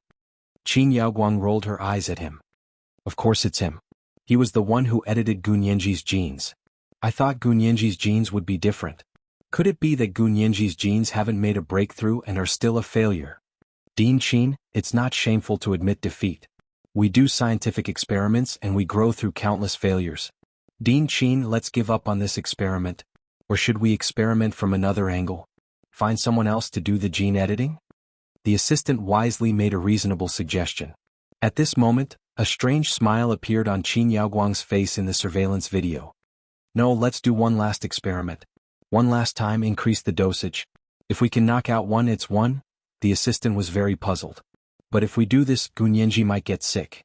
Lawyer Qin Suwen, who has the closest contact with her, might also get sick. Nonsense. I didn't do anything to Qin Suwen. I experimented on my own daughter. She got the virus from her. What does that have to do with me? Even if I go to court, I'm not guilty. Qin Yaoguang rolled her eyes. Go out. I need to do some preparatory work myself. The assistant pushed the door open and left. In the video, Qin Yaoguang sat there without moving. Just when Gu Nianji thought the video was about to end, in the video, Qin Yaoguang suddenly walked to the wall, opened a safe and took out a silver-white tray. She removed the white gauze covering the tray, revealing a few small crystal bottles and a well-packaged disposable syringe. Then the scene changed. Qin Yaoguang was injecting herself with the drug.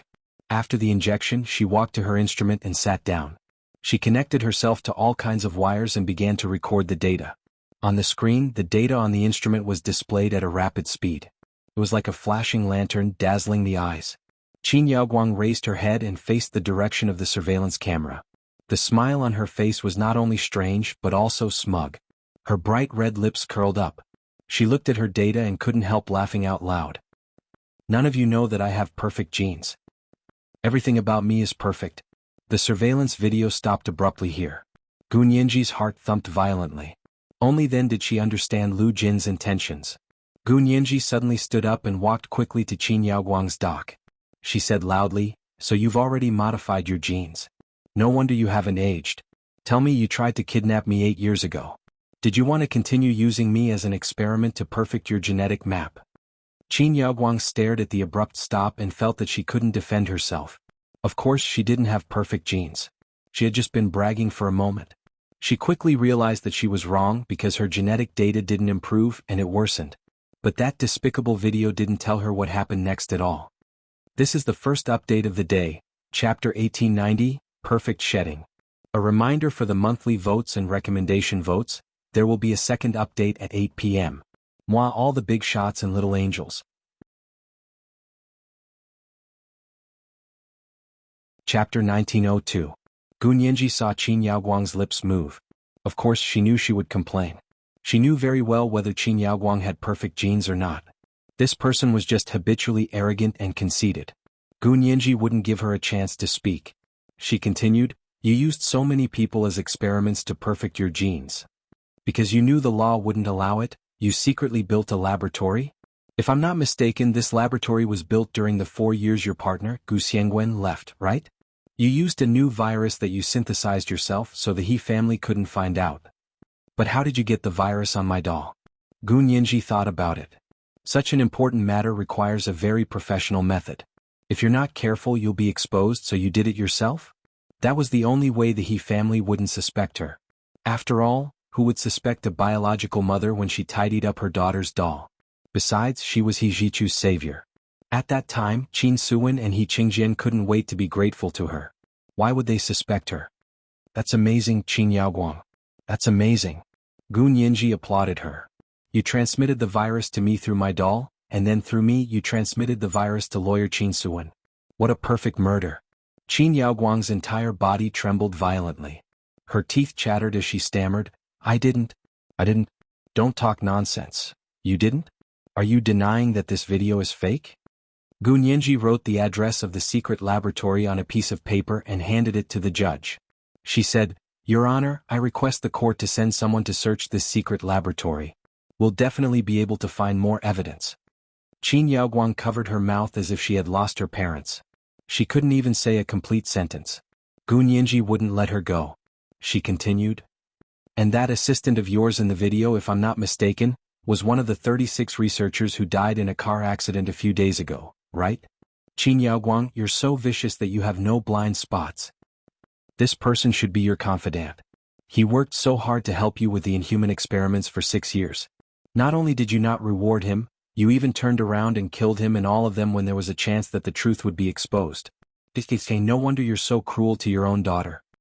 Hearing this, Qin Yaoguang suddenly raised her head, and a trace of clarity appeared in her extremely chaotic mind. She wondered how Gu Nianji still didn't know she wasn't her biological daughter. That was great. She would never reveal this secret, not for the rest of her life. So what if they looked different? As long as she did not dare to do a paternity test, she would have to acknowledge her as her biological mother. Thinking of the paternity test, Qin Yaoguang's eyes lit up, and she suddenly said loudly, She's the one with perfect genes. Not me. It's her. Gu Nianji scoffed. Qin Yaoguang, what's wrong? Do you still want to lock me up for your inhumane genetic experiments? She suddenly leaned out and grabbed Qin Yaoguang's hair. She aimed her face at the white projection screen opposite her and pointed at the still image on it. Take a good look. You personally admitted that you were the one with perfect genes. Do you think we're all blind and stupid? Don't you think it's too late to regret it and blame it on someone else? Indeed, when everyone had seen the secret laboratory and the surveillance video with their own eyes, no one believed Qin Yaoguang's words. On the contrary, because of Qin Yaoguang's repeated denials, everyone believed that she was the one with perfect genes. The reason was very simple. She didn't dare to admit it. Once she did, she would be the one to be the lab rat for the rest of her life, right? At a time like this, she still wanted her daughter to take the blame. This woman was really crazy and hopeless. Gu Nianji ignored her and turned to face the judge. Your Honor. Now that the witness and material evidence are conclusive, Qin Suwen was indeed infected by Qin Yaoguang with a virus, causing her congenital heart disease and causing her sudden death. I request the court to convict her severely and give Qin Suwen justice. The presiding judge knocked the gavel and said solemnly, Defense lawyer, do you have anything else to say? Lu Anping stood up with a pale face. After a moment of silence, he said, I hope the court can verify the authenticity of the video, as well as the secret laboratory that lawyer Gu mentioned. Only after the verification can my client be convicted. The judge nodded and turned to ask Gu Nianji, lawyer for the prosecution, do you agree with the defendant's lawyer? Gu Nianji immediately nodded. Yes, Your Honor, please send someone to search this secret laboratory immediately. The judge knocked the gavel. Due to the appearance of new important evidence in this case, today's trial will temporarily come to an end. After the court has verified it, we will pronounce a verdict. The live broadcast of the trial ended here, and the court technician cut off the internet connection. Qin Yaoguang was still shouting in the dock. She couldn't help but reveal Gu Nianji's true background. At that moment, He Jichu jumped up from the gallery and strode over.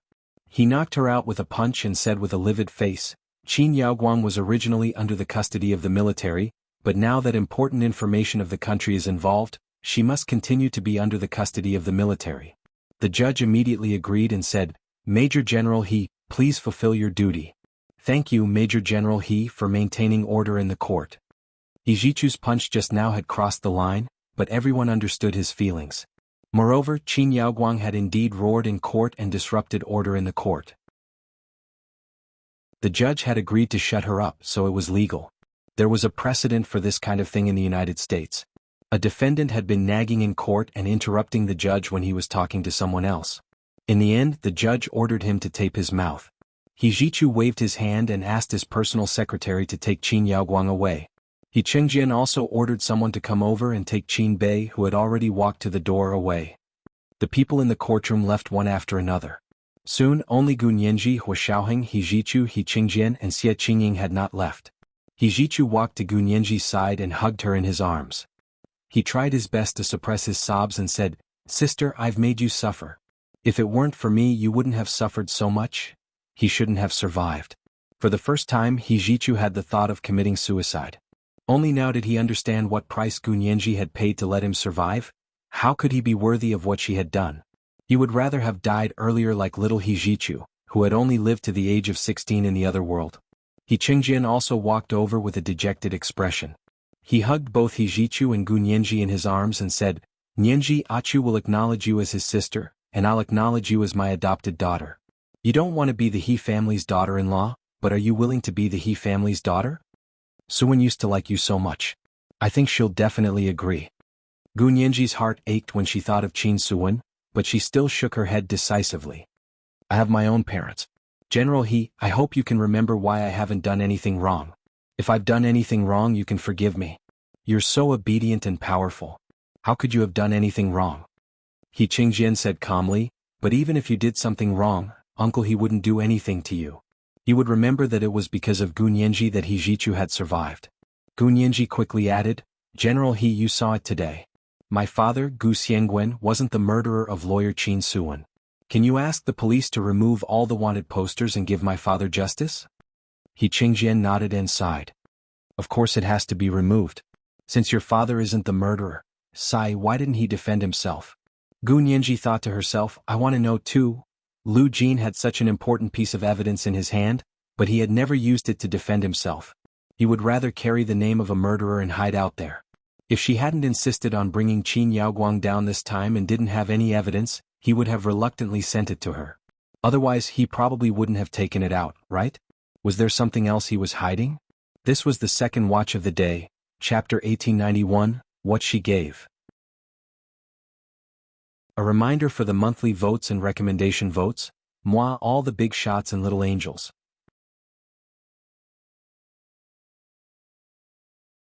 Chapter 1903. He Chengjian sighed and tried his best to suppress his anger and hostility. What he had encountered today had overturned his decades of impressions and beliefs. The guilt, remorse, and grief in his heart were indescribable. If his health hadn't improved, he would have died from his blood vessels exploding when he heard the truth about Qin Suwen's murder in court today. Gu Nianji felt a little guilty and quickly said, "My father isn't good at socializing with people. I heard that he has a serious interpersonal disorder. He didn't know how to deal with it when he was suddenly accused of being a murderer and was wanted, so he had no choice but to leave, right?" She raised her hand to stroke her hair and added, "But even though my father has passed away, I still want to rehabilitate my father. Please grant my wish, General He." Xie Qingying listened silently for a long time before stepping forward to hold He Qingjian's arm. She said to Gu Nianji seriously, "Thank you, Nianji. I just realized that for young Master He, you..." Gu Nianji coughed and interrupted her. She smiled and said, "I was young at that time, so I don't remember. Actually, I didn't do anything. If Qin Yaoguang has any credit, it's that she allowed me to be born and saved young Master He's life." Although she resented Qin Yaoguang for using her as an experiment, she had never regretted using her genes to save He Zhichu. At this point, Gu Nianji immediately said, "General He, you actually heard it. It was actually my father's credit that I was able to save young Master He, not Qin Yaoguang. She's a thief. From head to toe, not a single part of her is real."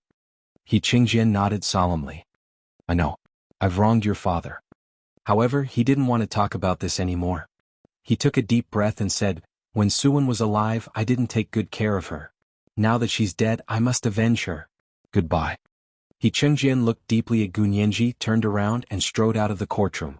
Hua Xiaoheng walked forward and pushed He Zhichu's arm away. He took the opportunity to pull Gu Nianji into his arms and said coldly, "Young Master He, Nianji is also very tired today. I want to take her back to rest." Hijichu's fingertips were cold, as if he could still feel the warmth of Gu Nianji's shoulder. He secretly clenched his fists, and his eyes darkened as he followed Gu Nianji and Hua Xiaoheng out of the court. Xie Qingying took a few quick steps and followed behind Hijichu. Seeing that he was very depressed, she comforted him softly. "Young master, this isn't your fault. It's all Qin Yaoguang's fault. Who would have thought that a biological mother could be so vicious?" The corners of Hijichu's eyes twitched. He glanced at her and said calmly and patiently, "Don't say things you don't understand. It has nothing to do with you." Xie Qingying pursed her lips. She understood Hijichu's shock today, so she didn't argue with him. Instead, she quietly stayed by his side and kept him company. Hua Xiaoheng held Gu Nianji's hand and remained silent the entire way. They got into the car and drove quickly. They arrived at Gu Nianji's apartment in half the usual time. After they entered the room, Hua Xiaoheng slammed the door shut with a loud bang. He abruptly turned around and held Gu Nianji's slender waist with one hand and her slender neck with the other. He lowered his head and kissed her on the lips. From the moment he saw Qin Yaoguang's experimental video in court, something was wrong with him. He realized that even after using all the patience and restraint he had honed in the military for more than 10 years, he couldn't erase the hostility and anger in his heart. At that moment, in his eyes, Qin Yaoguang had already died 180 times. Each death was different, but it was all the same. He held Gu Nianji's little face and kissed it hungrily. A big hole had been dug in his heart, and only Gu Nianji could fill it. Nianji, Nianji, Nianji. As their ears rubbed against each other, his deep voice that sounded like a cello repeatedly repeated her name in her ear. Gu Nianji also recovered from the shock of today. She urgently needed someone by her side to comfort her, protect her, and love her. She jumped onto Hua Xiaoheng's body and was hugged by him. The two of them hugged and kissed intensely. It wasn't even a kiss but a lick and a bite. Only by helping each other out could they feel each other's existence. Hua Xiaoheng held her leg, kicked open the bedroom door, and carried her in. He kept kissing her forehead, her temples, her eyes, her nose, her cheeks, and her red lips, just like a dragonfly skimming the surface of the water. There was a beauty vase in the corner under the window. The peacock tail feathers in the vase fluttered in the air without any wind, moving rhythmically. After an unknown amount of time, the peacock tail feathers stopped. Hua Xiaoheng still hugged Gu Nianji tightly and refused to let go of her. It was as if this was the only way he could feel that she still existed and that she was still by his side. He stroked her smooth shoulder and was silent for a long time. He said, "I will avenge you." Gu Nianji was so tired that she was about to fall asleep. She replied in a daze, "I've already avenged myself." "No, it's not enough." Hua Xiaoheng looked out the window at the gradually darkening night sky and repeated, "No, it's not enough." He wanted to seek justice for her. He would return all the suffering she had suffered without any bias. Gu Nianji suddenly felt strangely relaxed and at ease. She tilted her head and finally fell asleep. Hua Xiaoheng couldn't fall asleep. He lay in bed with his eyes open for a long time. Finally, he got up and went to the bathroom to take a shower. After tidying himself up, he opened the door to the suite. Just as he was about to step out, he suddenly felt a strong gust of wind coming from the door. Hua Xiaoheng was about to dodge and fight back when he saw Lu Jin kick him out of the corner of his eye. He immediately retracted his leg, turned around slightly, and used his back to take Lu Jin's sweeping kick. Lu Yuan didn't stop him. He smiled and said, "I've helped you block it all afternoon. Now it's your turn to block it." With that, he leisurely returned to his suite across the street. Lu Jin stared at Hua Xiaoheng and scolded him again. "Are you still human?"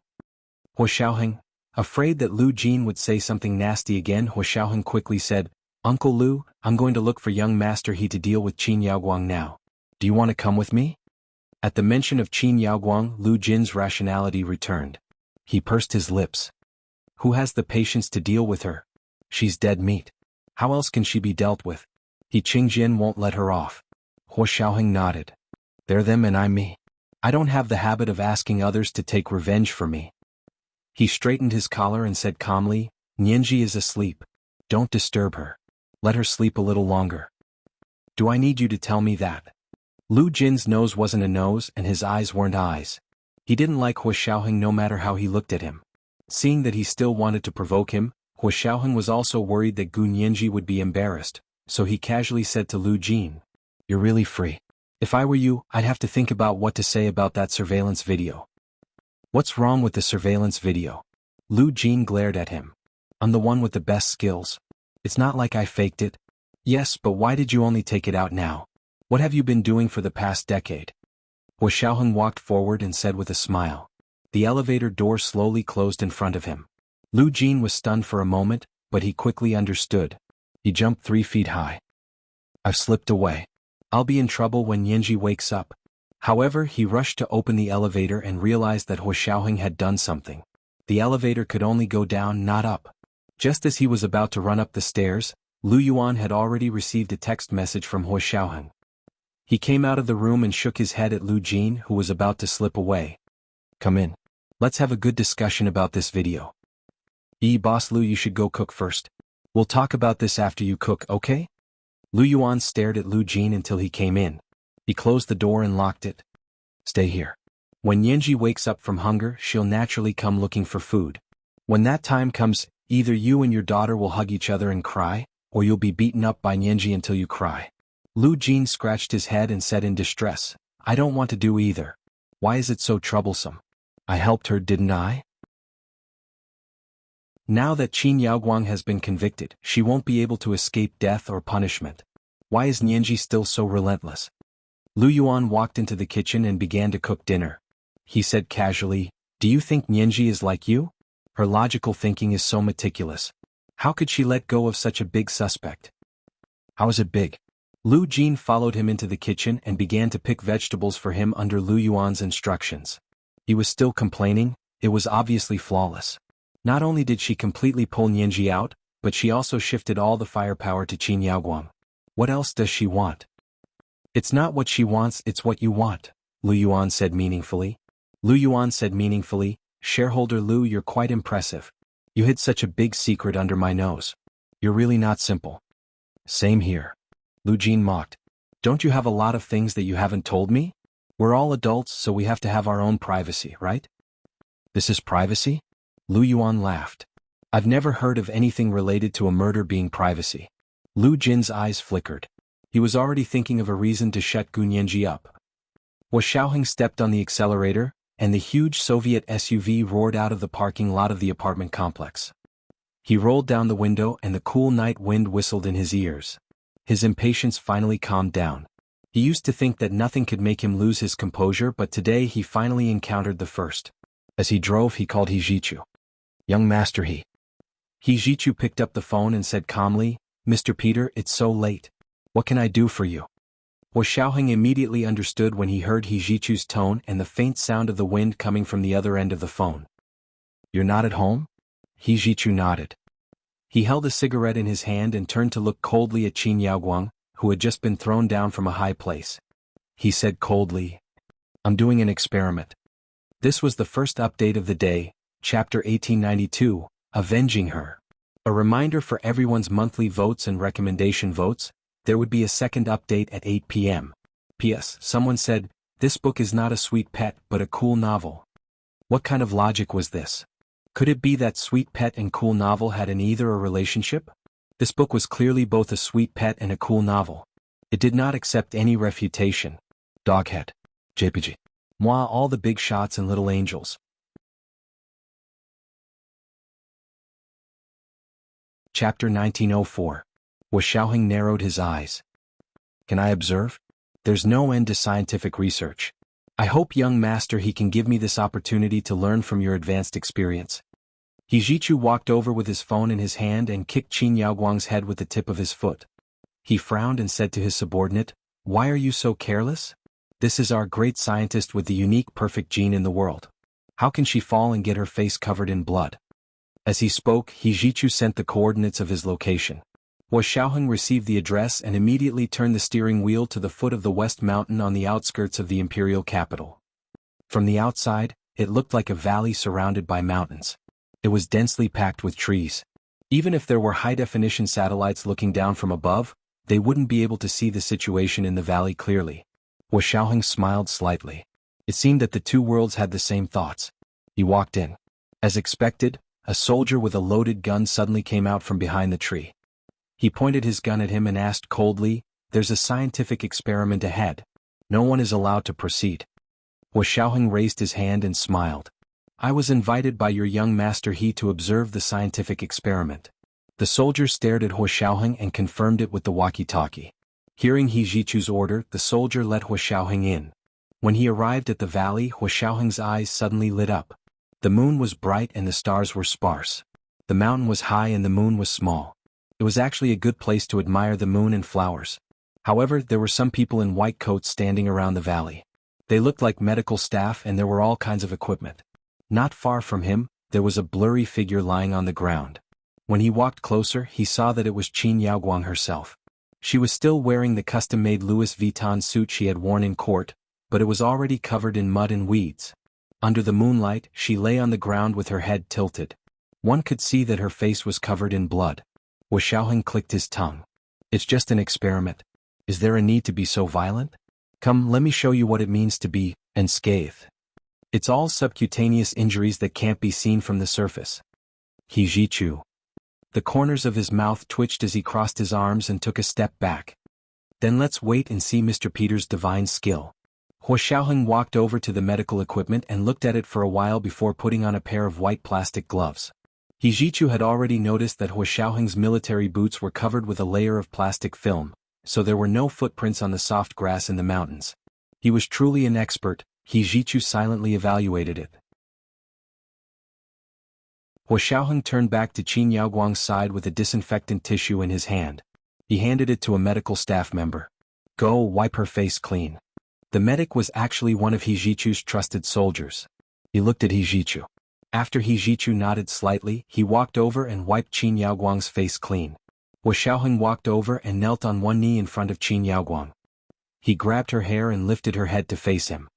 He said casually, "Do you think I don't know who Nianji's biological mother is?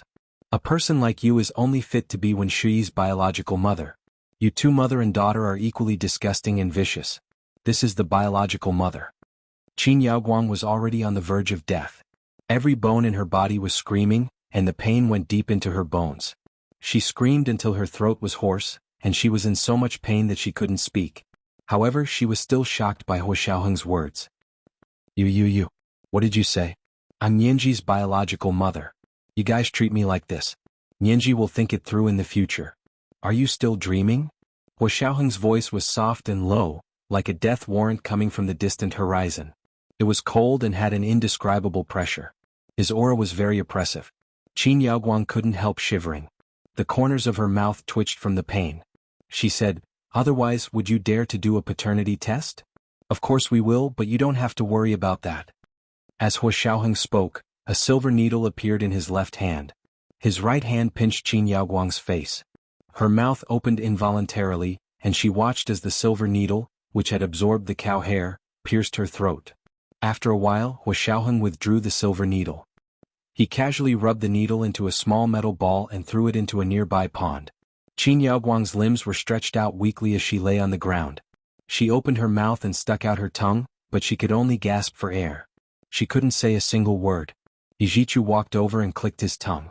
The KGB's methods are indeed extraordinary. You punctured her vocal cords.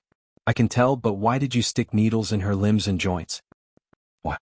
Of course it's to sever her tendons and veins. Hua Xiaoheng put his hands behind his back disapprovingly and said, "Do you have any other places?" If he wanted to do the kind of experiment that Qin Yaoguang had done to the young Gu Nianji, just here wouldn't be enough.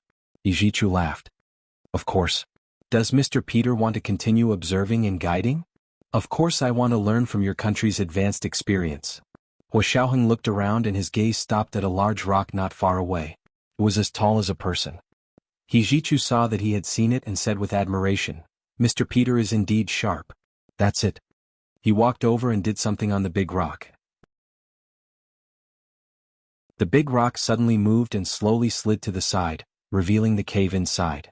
It was dark and no one knew how big or deep it was. He Jichu turned around and made a gesture. His men quickly lifted Qin Yaoguang and walked into the cave. Hua Xiaoheng followed him in. After walking in for 5 minutes and making many turns, his eyes lit up. It was obvious that this was a biochemical defense facility. He Jichu said coldly. This was originally a biochemical defense facility prepared for the World War. Now it's being used in advance. Hua Xiaoheng nodded and praised, "Young master, he is wise and thoughtful." Next, they began to experiment on Qin Yaoguang according to the sequence of Qin Yaoguang's experimental video. Physics experiments, chemistry experiments, and biological experiments were carried out in an orderly manner. Qin Yaoguang's vocal cords had been pierced, and she couldn't make a sound. Her limbs were weak and she couldn't stand up at all. She was tied to the pillar. Xiaoheng stood in the one-way glass room and looked at the poison gas room next door. He put his fist to his lips and coughed. Qin Yaoguang's genes seem to be really good. She can fight poison with poison. Perfect genes. She has to leave us more data. He Jichu basked in the sun and watched without blinking as the experiments were done on Qin Yaoguang. By dawn, Qin Yaoguang had already fainted. He Jichu called for a stop. If you faint, you can't do the experiment. You have to be awake for the experiment data to be useful. Xiaoheng took off his mask and walked out. He said calmly, "You don't have to be awake for too long. The experiment subjects don't need to be conscious.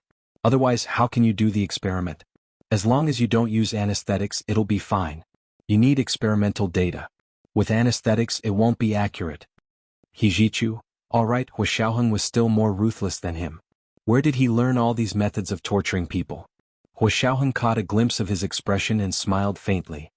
This is a routine operation of the KGB. There are even more ruthless methods than this. I'm a soft-hearted person, so I'm usually unwilling to use them. How could he be soft-hearted? The corners of He Jichu's eyes were about to twitch. Just now, Xiaoheng had suggested to increase the concentration of the drug he injected by 10 times. Xiaoheng patted him on the shoulder. "Young master, I'm not as good as you in a lawsuit, but you're not as good as me in torturing people." He Jichu pursed his lips and pushed Xiaoheng's hand away. "When she becomes a vegetable, I'll send her to an experimental facility. After all, it's the only set of perfect genes in our country. We have to make the best use of it." Xiaoheng, the corners of his lips curled up. "All right, I take back my words. In terms of torturing people, I'm still not as good as you." At that moment, in a secret base in another suburb of the imperial capital, He Qingjian was slamming the table angrily. He looked at an old man in front of him whose face was flushed red and whose figure was exactly the same as Qin Bei's. However, his appearance was completely different. He roared, "Where's Qin Bei? Why did you pretend to be him and go to the trial?" The Qin Bei they had captured from the court was actually a fake. This person was able to deceive the court and all of them. It could be seen that Qin Bei had planned this long ago and had been waiting for this day. The old man was hairless and bald. He blinked and suddenly laughed out loud. "I've lived for more than 80 years. It's enough. He gave my family 10 million yuan. I'm an old man, and I can't earn that much in 2 lifetimes." As he spoke, his laughter stopped abruptly. A stream of black blood flowed out of his mouth, and he fell straight to the ground. After a quick examination, He Qingjian's personal secretary said to him regretfully, "Chief, this person is already dead. Check it out. Who the hell is he? He wants to run away for 10 million yuan? Qin Bei's plan is too shrewd." He Qingjian clenched his fists so hard that they made cracking sounds. This was today's second update, Chapter 1893, Learning Advanced Experience. A reminder for everyone's monthly votes and recommendation votes. Moi, all the big shots and little angels.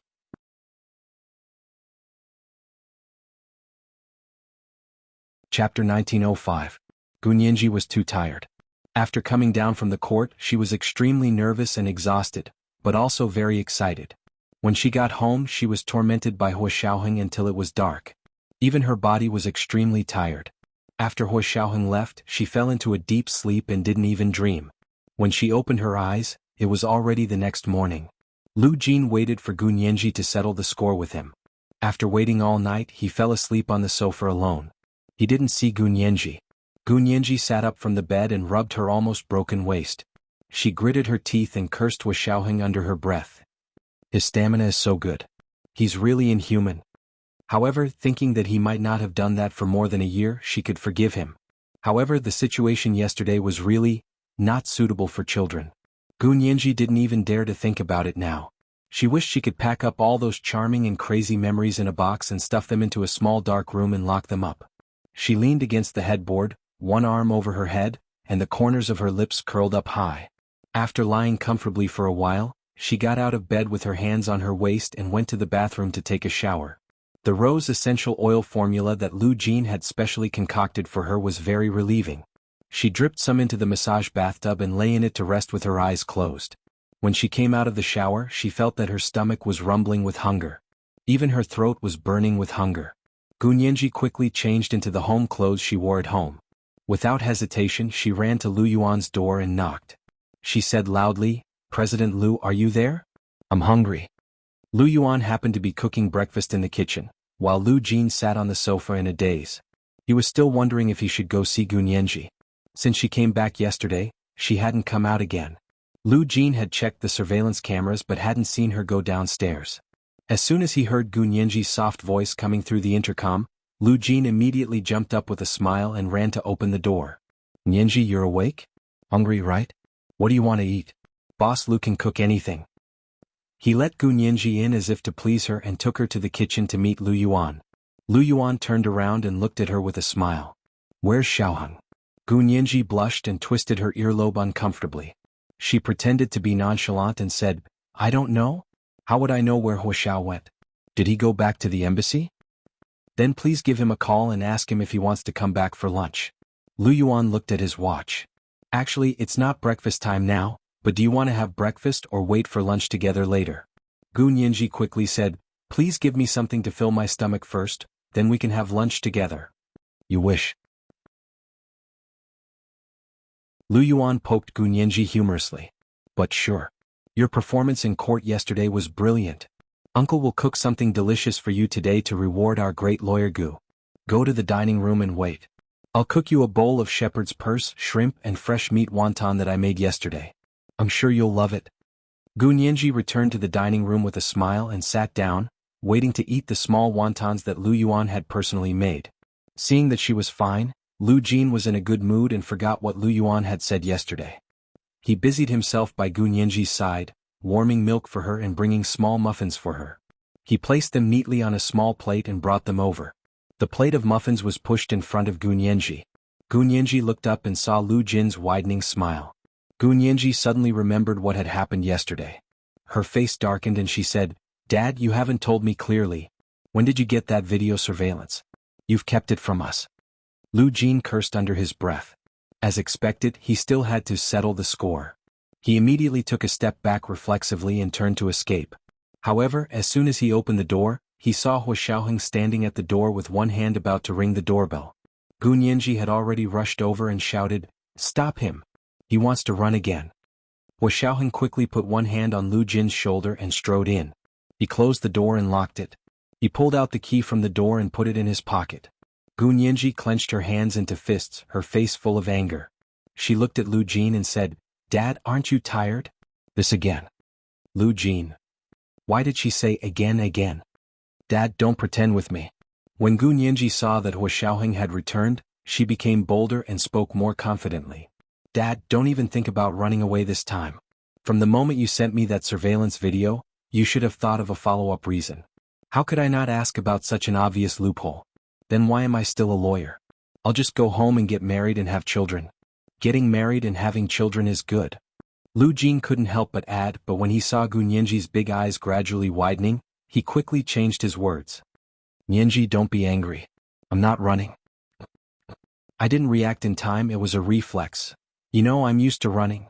Lu Jin spoke very seriously and without any falsehood. Gunyanji's heart immediately ached. She thought about how Lu Jin had been hiding for so many years. Although he was considered successful in his career, he had always been using a fake identity. It was really not easy. Gunyanji's expression softened. She stepped forward to hold Lu Jin's arm and accompanied him back to the dining room to sit down. There was already a bowl of clear shepherd's purse, shrimp, and fresh meat wontons in front of her seat. There were also some finely chopped shallots and coriander sprinkled on it. The smell was appetizing. As Gunyanji ate the wontons, she stared at Lu Jin and asked him to tell the truth. Lu Jin scratched his head. He knew that Gunyanji wouldn't be easy to deal with. Moreover, there were two great gods, Lu Yuan and Huoxiaoheng, eyeing them covetously. He had to say it even if he didn't want to. Lu Jin took a sip of coffee and rubbed his brows. He said with a headache, "What do you want to say? Didn't I tell you everything? I sent you the surveillance video." "Dad, don't interrupt. Tell me honestly, when did you get your hands on this video?" Lu Jin looked up at the pure white ceiling in the dining room. He didn't dare look Gu Nianji in the eye and said unhappily, I found it recently. Because you've always wanted to pin the murder on Qin Yaoguang's bald head, I wanted to help you find evidence. It just so happened that Qin Bei sent someone to Qin Yaoguang's secret laboratory to retrieve something. I found out by chance, so I installed a remote surveillance device on that person and discovered the secret laboratory. Gu Nianji frowned. Did you really find it recently? If it had really been found recently, then it could explain why Lu Jin had only been on the run and hadn't cleared himself of the murder suspicion. Lu Yuan chuckled from the side. You still know how to install remote surveillance. You didn't follow them directly. You're smart. He lazily picked up a newspaper and shook it open. He said casually, if you had followed them directly, you would have become Qin Bei's hostage by now. Xiaoheng and I would have had to rack our brains to save you. Am I that stupid? Lu Jin rolled his eyes. Even he Qingjian can't catch me. Who does Qin Bei think he is? Hua Xiaoheng said, Qin Bei is still very smart. I heard that the Qin Bei that he Qingjian caught in court was fake. The real Qin Bei has already escaped. Gu Nianji's attention was immediately diverted. She put down her spoon in surprise. That Qin Bei is a substitute. How long has he been preparing a substitute? I don't know about that. Hua Xiaoheng spread out his hands. I only overheard it when young master he was on the phone. I don't know the details. But I heard it's very difficult to catch up. Young master he is discussing with his father whether to use the army. If he Qingjian can't even deal with Qin Bei, he should resign and commit suicide to atone for his crimes. Lu Yuan flipped through a page of the newspaper and didn't seem too worried. Gu Nianji was extremely worried. How could we let him get away? How many times have I hinted? Why didn't General He and young master he take it to heart? You can't blame them for that.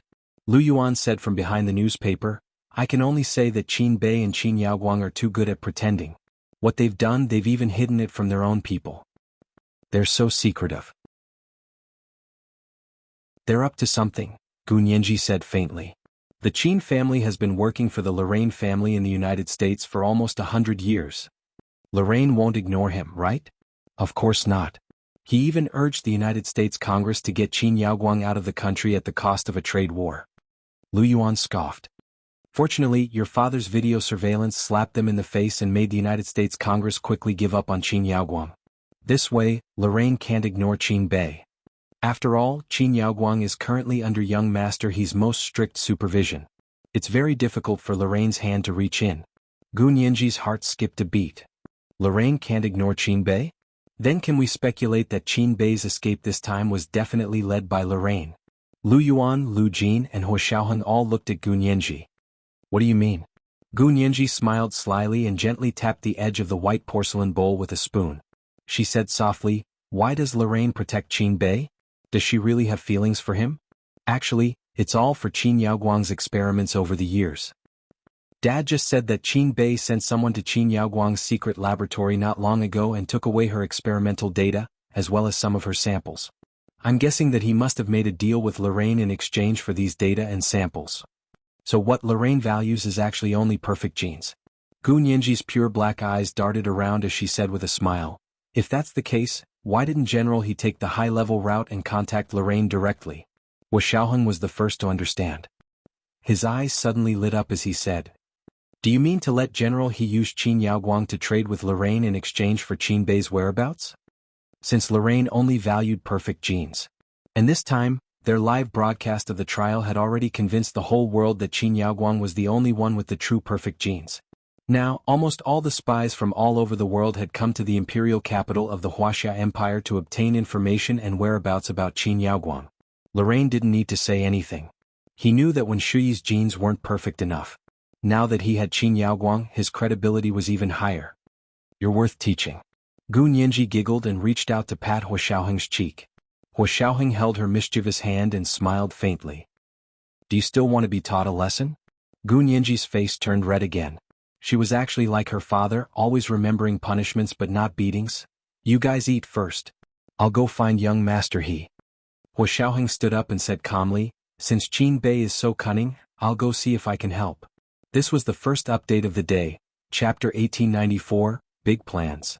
A reminder for monthly votes and recommendation votes, there would be a second update at 8 p.m. P.S. A relative said that it wasn't scientific. He asked little Hijichu in the other world why he also had a genetic defect. There didn't seem to be Qin Yaoguang there, so he looked at the back and forgot about the front. He remembered that the relatives of the He and Gu families in the other world had encountered each other. Could they help explain? Underscremois all the big shots and little angels.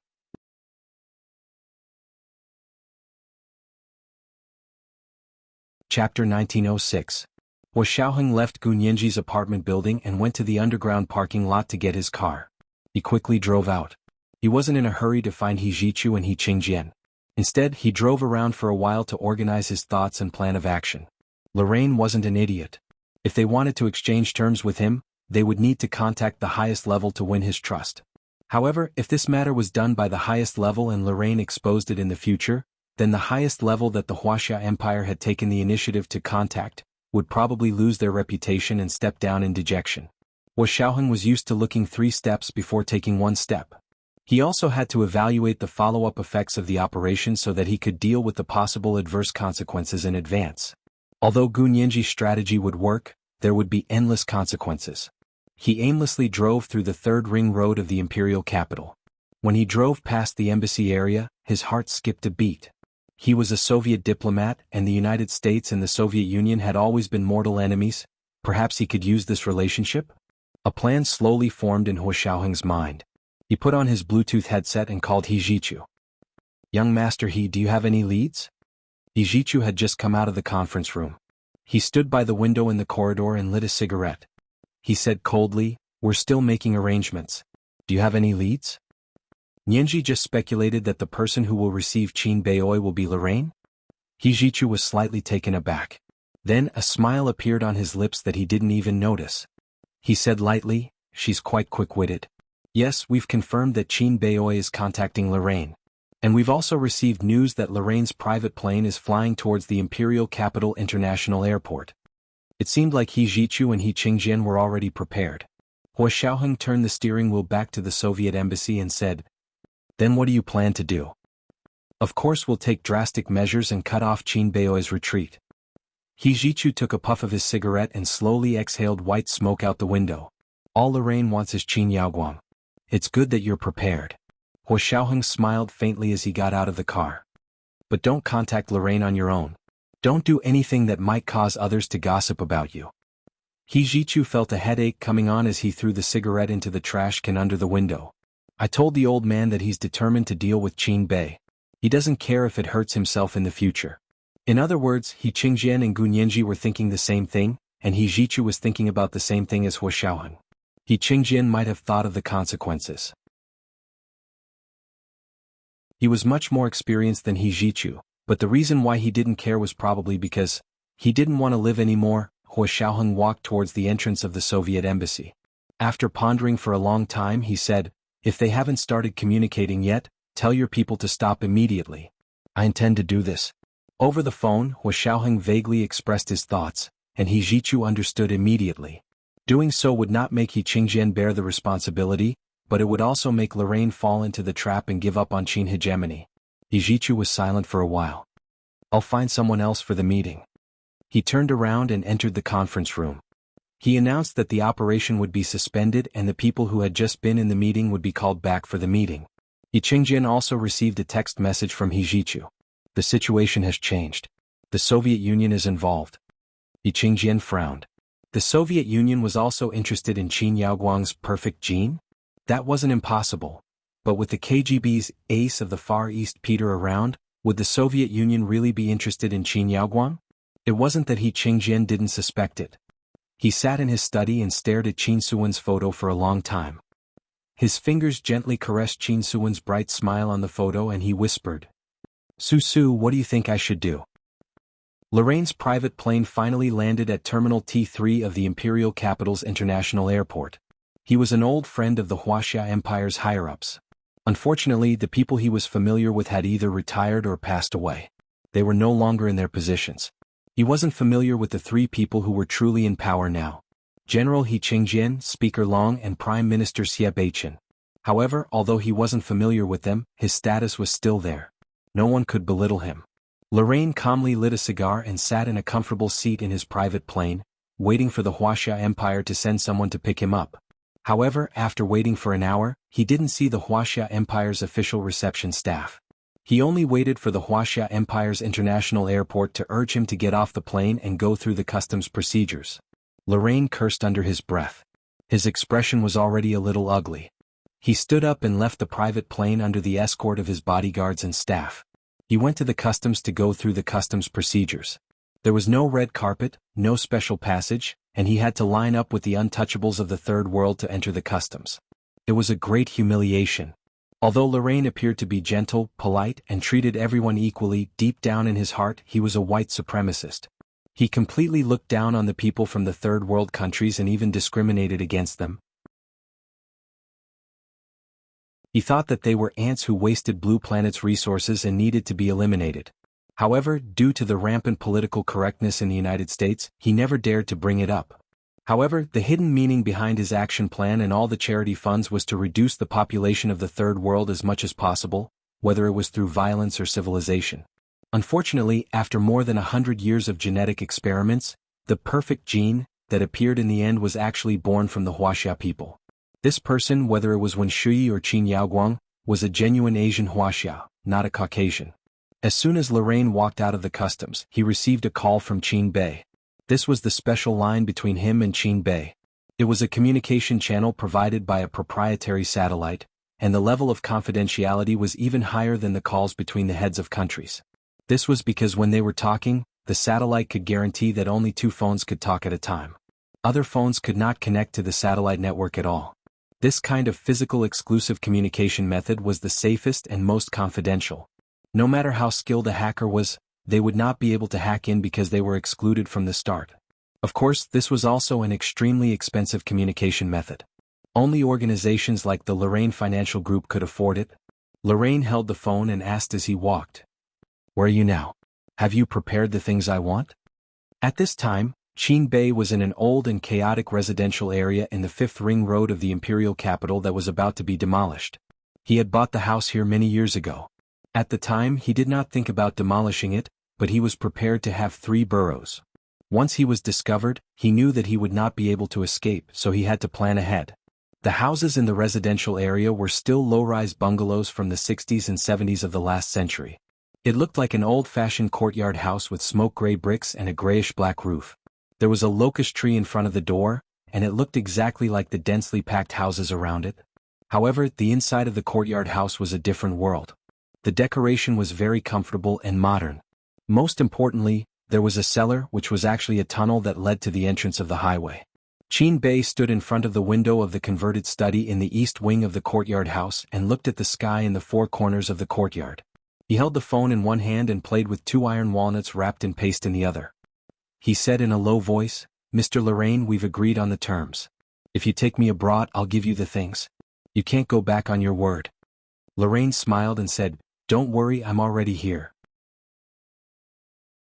What else do you have to worry about? Don't worry, I'll personally take you out on my private plane. No one will dare to stop me." His Chinese was very fluent and even had the unique accent of the people of the imperial capital. However, he had never shown this ability in front of others. In order to make Qin Bei feel at ease, no matter how reluctant he was, he treated him as one of his own. Qin Bei nodded slightly. He did not completely believe Lorraine. If this person was really trustworthy, he would not have asked the United States to withdraw from the trade war. However, he really needed Lorraine's help now. Qingjian, that old man, had cast an inescapable net in the imperial capital, just like how he had pursued Gu Xiangwen back then. Qin Bei was filled with anger, but he had no choice but to hide. He had tried to leave the imperial capital countless times in the past 2 days, but whether it was by road, water, or air, he could not leave. Every time he was almost discovered by the other party, he would retreat back, and the people around him were getting fewer and fewer. For the first time, Qin Bei felt, at the end of the road. He raised his hand and made a wait-and-see gesture in the Peking opera. He sang a verse from Missing Air Strike. "I was watching the mountain scenery from the city tower when I heard the chaos outside the city. Banners fluttered in the air, but it turned out to be the soldiers sent by Sima. How lucky you were to get 3 cities in a row. Greedy and insatiable, you seized my west city. Zhuge is waiting in the watchtower, waiting for Sima to come here so we can have a heart-to-heart talk." After he finished singing Missing Air Strike, Qin Bei's phone rang again. He looked down and saw that it was an unfamiliar number. To be precise, the phone showed a phone number from the Soviet Union. This was today's second update, Chapter 1895, Cut Off His Retreat. A reminder for everyone's monthly votes and recommendation votes. Moi moi everyone little angels.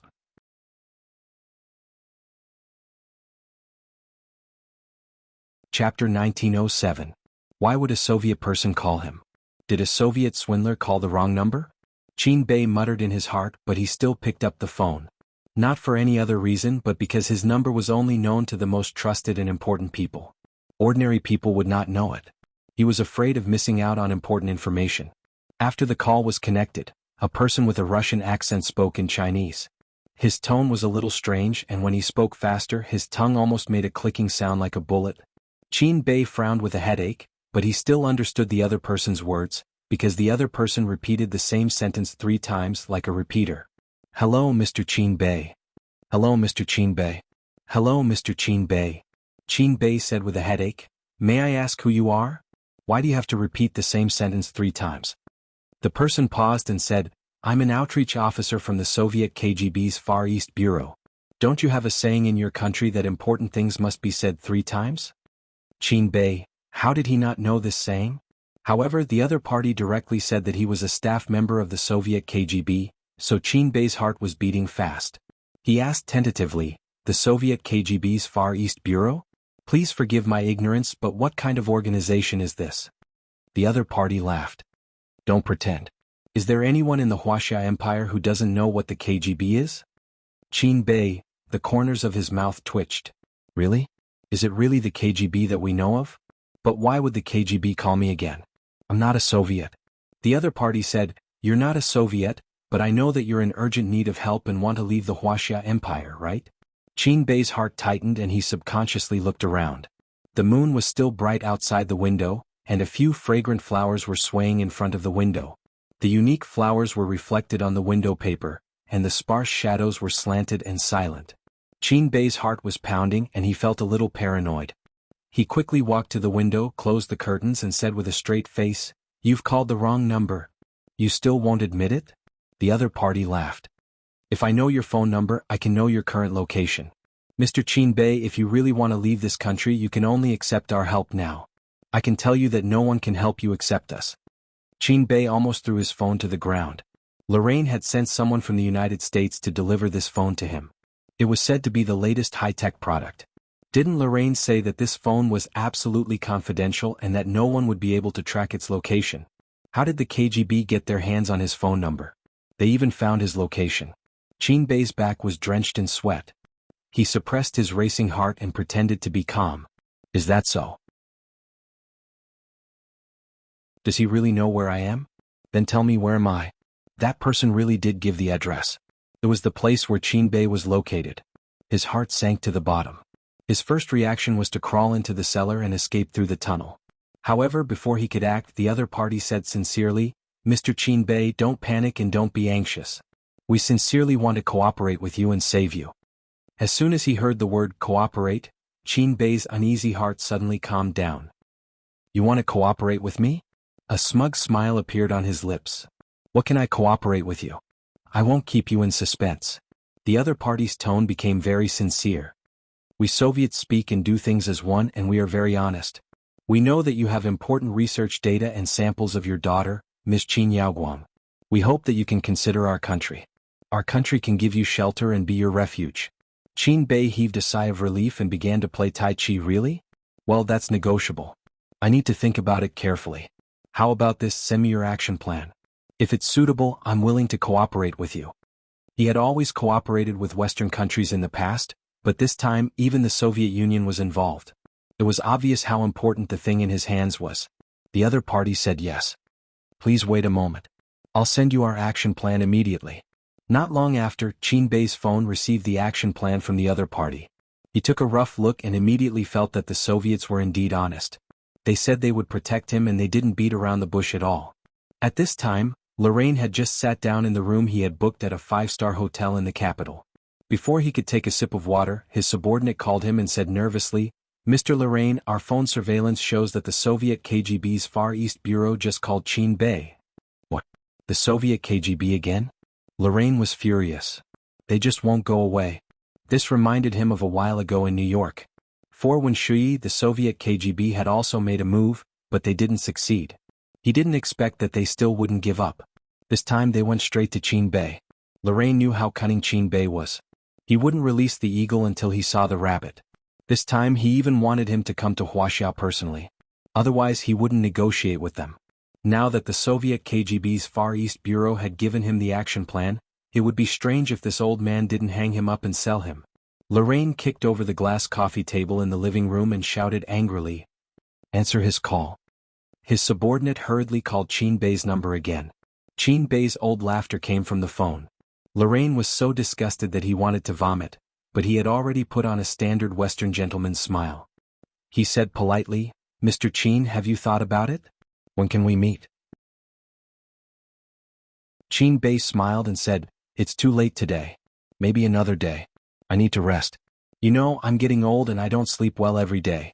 It's not easy for me to feel sleepy, so I won't be able to talk to you anymore." Then he immediately turned off the phone. He felt that if the Soviets knew his location, Lorraine might also know. Moreover, this phone was given to him by Lorraine, so there might be some monitoring software in it. With this thought in mind, Qin Bei immediately ordered his subordinate to buy him a phone online and send it to another location by express delivery tomorrow. He did not intend to continue using the phone that Lorraine gave him. When Lorraine saw Qin Bei hang up on him, he confirmed that Qin Bei was going to be hung up and sold. The conditions that he used as a precondition were definitely not suitable. Qin Bei was a typical businessman. A businessman who was willing to sell anything as long as someone was willing to buy it. And the most obvious characteristic of a businessman was that the highest bidder would win, or in simpler terms, profit was everything. Now that the KGB of the Soviet Union was involved, Lorraine could only compete with the KGB. After thinking for a long time, Lorraine sent a text to Qin Bei's phone. "I'll double the previous price and give you US citizenship. You'll be protected by the CIA for life." Lorraine knew that the first condition was fine. Qin Bei did not lack money, but the second condition, the elite protection of the CIA, was what attracted Qin Bei the most. Wasn't Qin Bei afraid of death at his age? The next morning, Qin Bei woke up very early.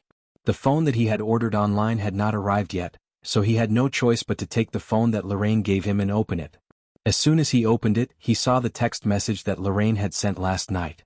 Seeing this simple sentence, the smile on Qin Bei's face involuntarily widened. Sure enough, there was only progress when there was competition. Qin Bei had hinted to Lorraine about the latter condition, but Lorraine pretended to be deaf and dumb and refused to guarantee his personal safety when he went to the United States. Qin Bei carefully admired Lorraine's text message before tapping his reply with one finger. "Not only me but also the personal safety of the descendants of the Qin family. You also have to guarantee the personal safety of my family's descendants, including my daughter, Qin Yaoguang. You have to be responsible for getting her out." Qin Bei knew very well that Qin Yaoguang did not have the so-called perfect genes. He had seen the surveillance video of Qin Yaoguang's secret laboratory online, but he also knew what happened afterwards. This was because Qin Yaoguang had indeed tried to modify her own genes. She had once thought that she had succeeded, but later discovered that she had not succeeded. Her genes had even deteriorated. However, Qin Bei would not say a word now. He still hoped to use this condition to beat her at her own game and make Lorraine do whatever it took to get Qin Yaoguang out of the country. Qin Bei truly knew that all the data and samples he had were not as important as Qin Yaoguang. She was the one who truly knew the condition of Gu Nianji's genes. Qin Bei had sensed something unusual from the recent series of events, and that was Gu Nianji's genes were even more confusing. Therefore, the first step of his plan was to first confirm Qin Yaoguang's perfect genes identity before he could get Lorraine or the KGB to get her out of the country. After they successfully went abroad and settled down, he would then carry out the second step of his plan with Qin Yaoguang. And Gu Nianji was their trump card for the second step of their plan, and also their last trump card. He would never expose himself until the very last moment. Once exposed, he and Qin Yaoguang would be of no value to Lorraine and the KGB. He was not stupid enough to expose all his trump cards before he could safely go abroad. When Lorraine saw Qin Bei's text message, he secretly cursed him for being greedy, but he was not particularly angry. This was because his main purpose in coming to Huaxia was not to pick up Qin Bei, but to get Qin Yaoguang away. He sat up from the bed and only replied with 2 words, "Deal." When Qin Bei saw the reply, he smiled in satisfaction and also replied, Happy cooperation. Although he had received an olive branch from the KGB, he had never thought of cooperating with the KGB. The Soviet Union was not a place for him. He still preferred the free and prosperous Western countries like the United States. However, what he did not know was that Lorraine had just received a call. "Excuse me, is this Mr. Lorraine? I am Peter, the Deputy Chief Consul of the Soviet Embassy. I have a cooperation plan that I would like to discuss with you." This was the first update of the day, Chapter 1896, Happy Cooperation. A reminder for everyone's monthly votes and recommendation votes. Today was Monday, and recommendation votes were especially important. There would be a second update at 8 p.m. Moi, all the big shots and little angels.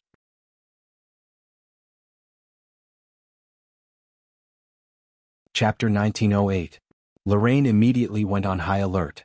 What was the Soviet Union trying to do? First, the KGB's Far Eastern Bureau had approached Qin Bey to help him escape. Then the Soviet Ministry of Foreign Affairs had approached him. Lorraine said coldly, "Mr. Peter? You can talk to my secretary if you have something to say." He was about to hang up the phone.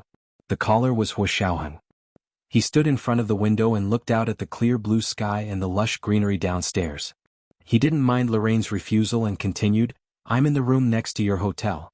If you're interested, we can talk face to face." Lorraine's eyebrows twitched uncontrollably. In the room next to his? Had his whereabouts been exposed? He was silent for a few seconds before nodding. "Okay, you can come to my room if you need anything." There were about a dozen staff and bodyguards in and out of his room. The other party was only one person, so no matter how powerful he was, he couldn't kill all of them at once. Also, this was the Wuxia Empire, not the Soviet Union. He didn't believe the other party would be so bold as to openly fight him here. Lorraine put down the phone and rubbed his furrowed brows. After a while, the doorbell to the hotel room rang. One of Lorraine's bodyguards opened the door and saw a handsome man with a dignified appearance standing at the door. He was so handsome that no one could take their eyes off him. He wore a well-ironed suit, but the tightly wrapped shirt and trousers didn't make him look civilized. Instead, he exuded a strong sense of aggression and an intimidating aura. It was as if he wouldn't hesitate to snap anyone's neck no matter who stood in his way. Although the person who opened the door was a seasoned bodyguard, he was still intimidated by Hu Xiaoheng's aura and immediately bowed respectfully to make way for him. For these bodyguards, they had more animal instincts than ordinary people. They could instantly tell who was a big shot, who was someone they could not afford to offend, and who was a weakling they could bully at will. Hu Xiaoheng walked in calmly and extended his hand to the serious Lorraine in the living room with a smile. "Mr. Lorraine, I'm Peter, the Deputy Chief Consul of the Soviet Consulate General in Sea City. Nice to meet you."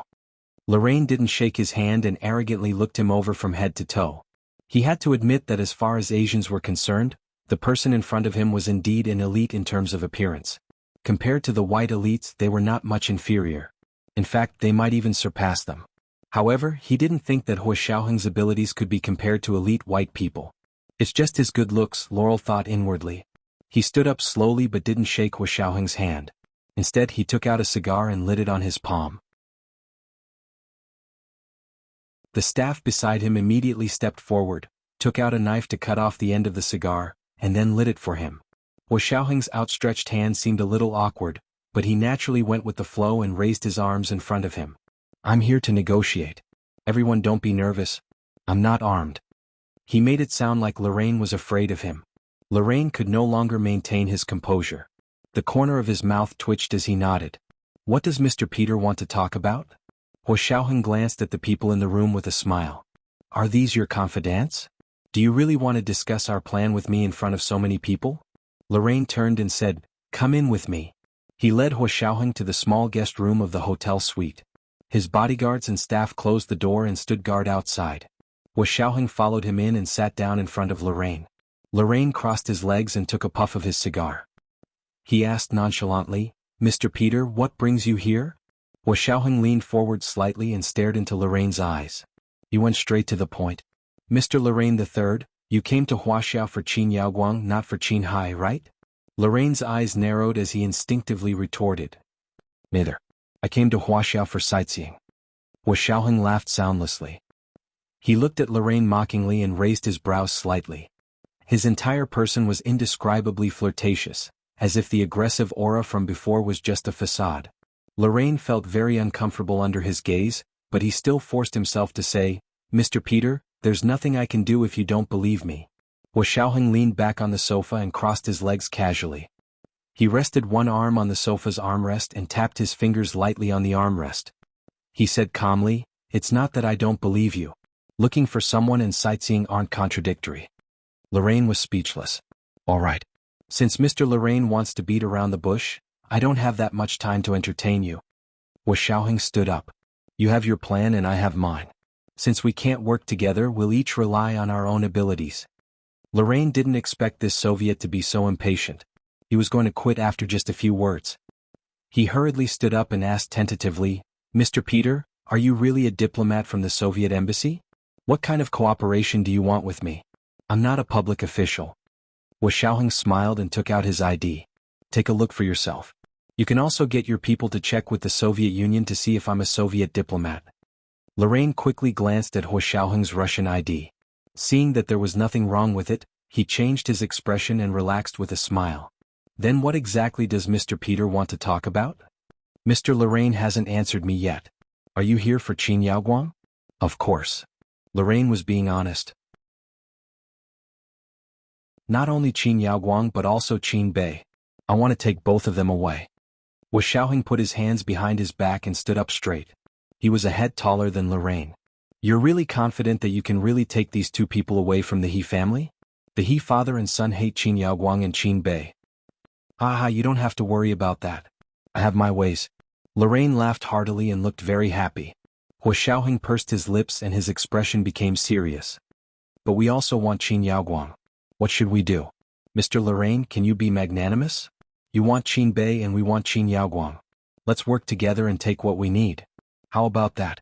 You can take what you need for something like this." Lorraine laughed and shook his head. "No, we want both of them. Not one less. If you can part with it, I can tell you Qin Bei's whereabouts right now," Wu Xiaoheng said calmly. Wu Xiaoheng said calmly, "Our people just spoke to him on the phone and confirmed his coordinates." Lorraine's expression changed when he heard that. He first cursed Qin Bei for being so stupid. How did he get targeted by the KGB? But on second thought, Qin Bei's phone was specially made, and he had personally sent someone to deliver it to him. This high-tech phone couldn't be cracked by any current means. How did this Soviet man crack it? But then he thought about how Wu Xiaoheng was most likely backed by the KGB, and it was very likely that he was the KGB himself. Many diplomats were intelligence agents, and this was also a tacit secret between countries. Lorraine's pupils contracted again. "Mr. Peter, are you really a diplomat? Aren't you from the KGB?" Wu Xiaoheng also looked surprised. "You already knew that we spoke to Qin Bei. Didn't you say that you spoke to him?" Lorraine averted his gaze uncomfortably. "But what I just said was that our people just spoke to him on the phone. If you only got the information from me, you wouldn't think that it was the KGB. I'm just a law-abiding diplomat," Wu Xiaoheng said with a faint smile. Wu Xiaoheng smiled faintly. "But you mentioned the KGB all of a sudden. That means that you know who called Qin Bei." No one else could come up with this reasoning. Lorraine glared at Wu Xiaoheng, neither admitting nor denying it. "I don't care what your motives are, but don't even think about taking these two people away from me." Wu Xiaoheng clicked his tongue. "You make it sound like you've already got them. Do you know where Qin Yaoguang is? Where did Qin Bei move to? If you don't believe me, you can try calling his phone and see if you can still get through." Lorraine stared at Wu Xiaoheng suspiciously and dialed Qin Bei's number again. Just as Wu Xiaoheng said, Qin Bei's phone was turned off and he couldn't find any trace of him. "This old bastard." Lorraine gritted his teeth and cursed. "What the hell is he trying to do? What is he trying to do?" "Of course, it goes to the highest bidder. Hang it up and sell it," Wu Xiaoheng said meaningfully. He then took out his phone and played a recording of Qin Bei's call with the KGB to discuss terms with Lorraine. "If you really want what I have, you should at least give me this amount and give me a legal identity in the United States. Also, send your people to protect the safety of my family for the next 100 years. Don't forget, Mr. Lorraine from America also wants what I have." He offered this amount. Lorraine? Qin Bei had everything going for him. The price he offered to the KGB was already several times higher than his own.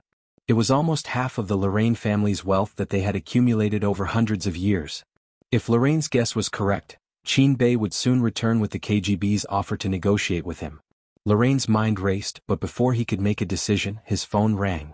It was an unknown number with a text message. "I'm Qin Bei. This is my new number. The phone you gave me accidentally fell into the bathtub. It's flooded and can't be used anymore. Lorraine was expressionless as he answered the phone in front of Hua Xiaoheng. As expected, Qin Bei was demanding an exorbitant price on the phone and offered Lorraine an even higher price. It was more than half of Lorraine's entire family's wealth. Lorraine's knuckles cracked. However, he didn't show it in his tone and said pleasantly, "Okay, I'll think about it. Do you want to have your phone repaired? It's not safe to call me from another phone." Qin Bei laughed heartily and said, "It's fine. I got someone to buy it for me. No one will know that I'm using it." He had bought it online anyway, so the person who bought it had nothing to do with them. They had gone through a lot of trouble to get it to him. Moreover, the phone was installed with a program to hide his IP address. No one would be able to locate him. Qin Bei finally felt safe. After putting down the phone, Lorraine's expression immediately changed. He extended his hand to Hua Xiaoheng. "Let's get these two out of the country together. Then we'll study it together." Hua Xiaoheng nodded and shook hands with Qin Bei with a smile. Deal. This is the second update of the day, Chapter 1897, Who's the Big Boss? A reminder for your monthly votes and recommendation votes. Today is Monday, so recommendation votes are especially important. P.S. Thank you to Wu Ai Tang for the 10,000 Qidian coins yesterday. Mwah, everyone, little angels.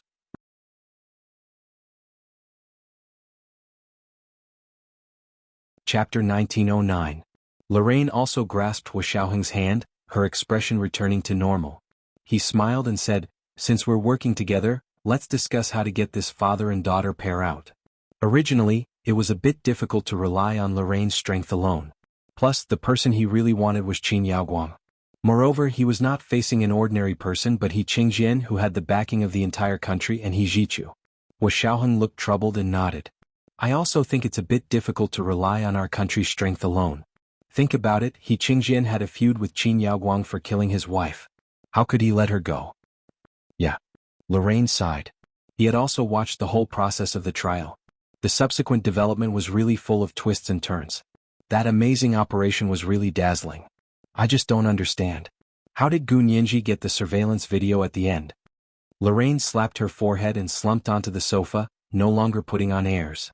"Even I can't find the exact address of Qin Yaoguang's secret laboratory." Hua Xiaoheng shrugged. Maybe the He father and son helped her. After all, she's fighting a lawsuit for He Qingjian's deceased wife.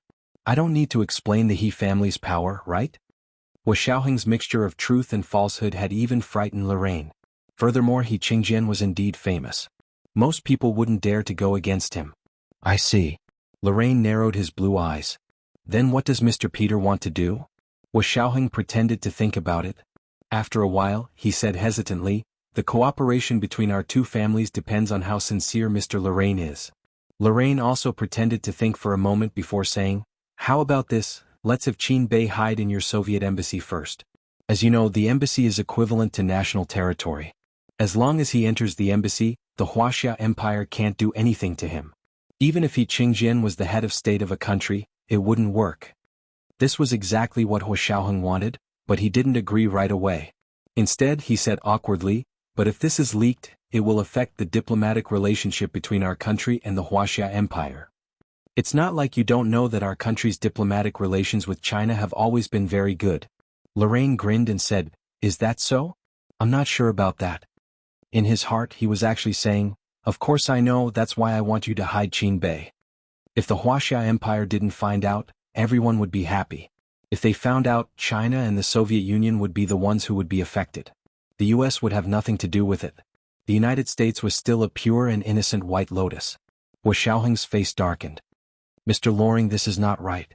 Have you ever seen a cooperation that only enjoys the rights but does not fulfill the obligations?" Lorraine wasn't embarrassed that Hua Xiaoheng had seen through him. He laughed and said, Sure. Of course, you won't be the only one to bear the risk. How about this, Qin Bei will be taken in by your Soviet embassy, and I will get the American embassy to take in Qin Yaoguang. How about that?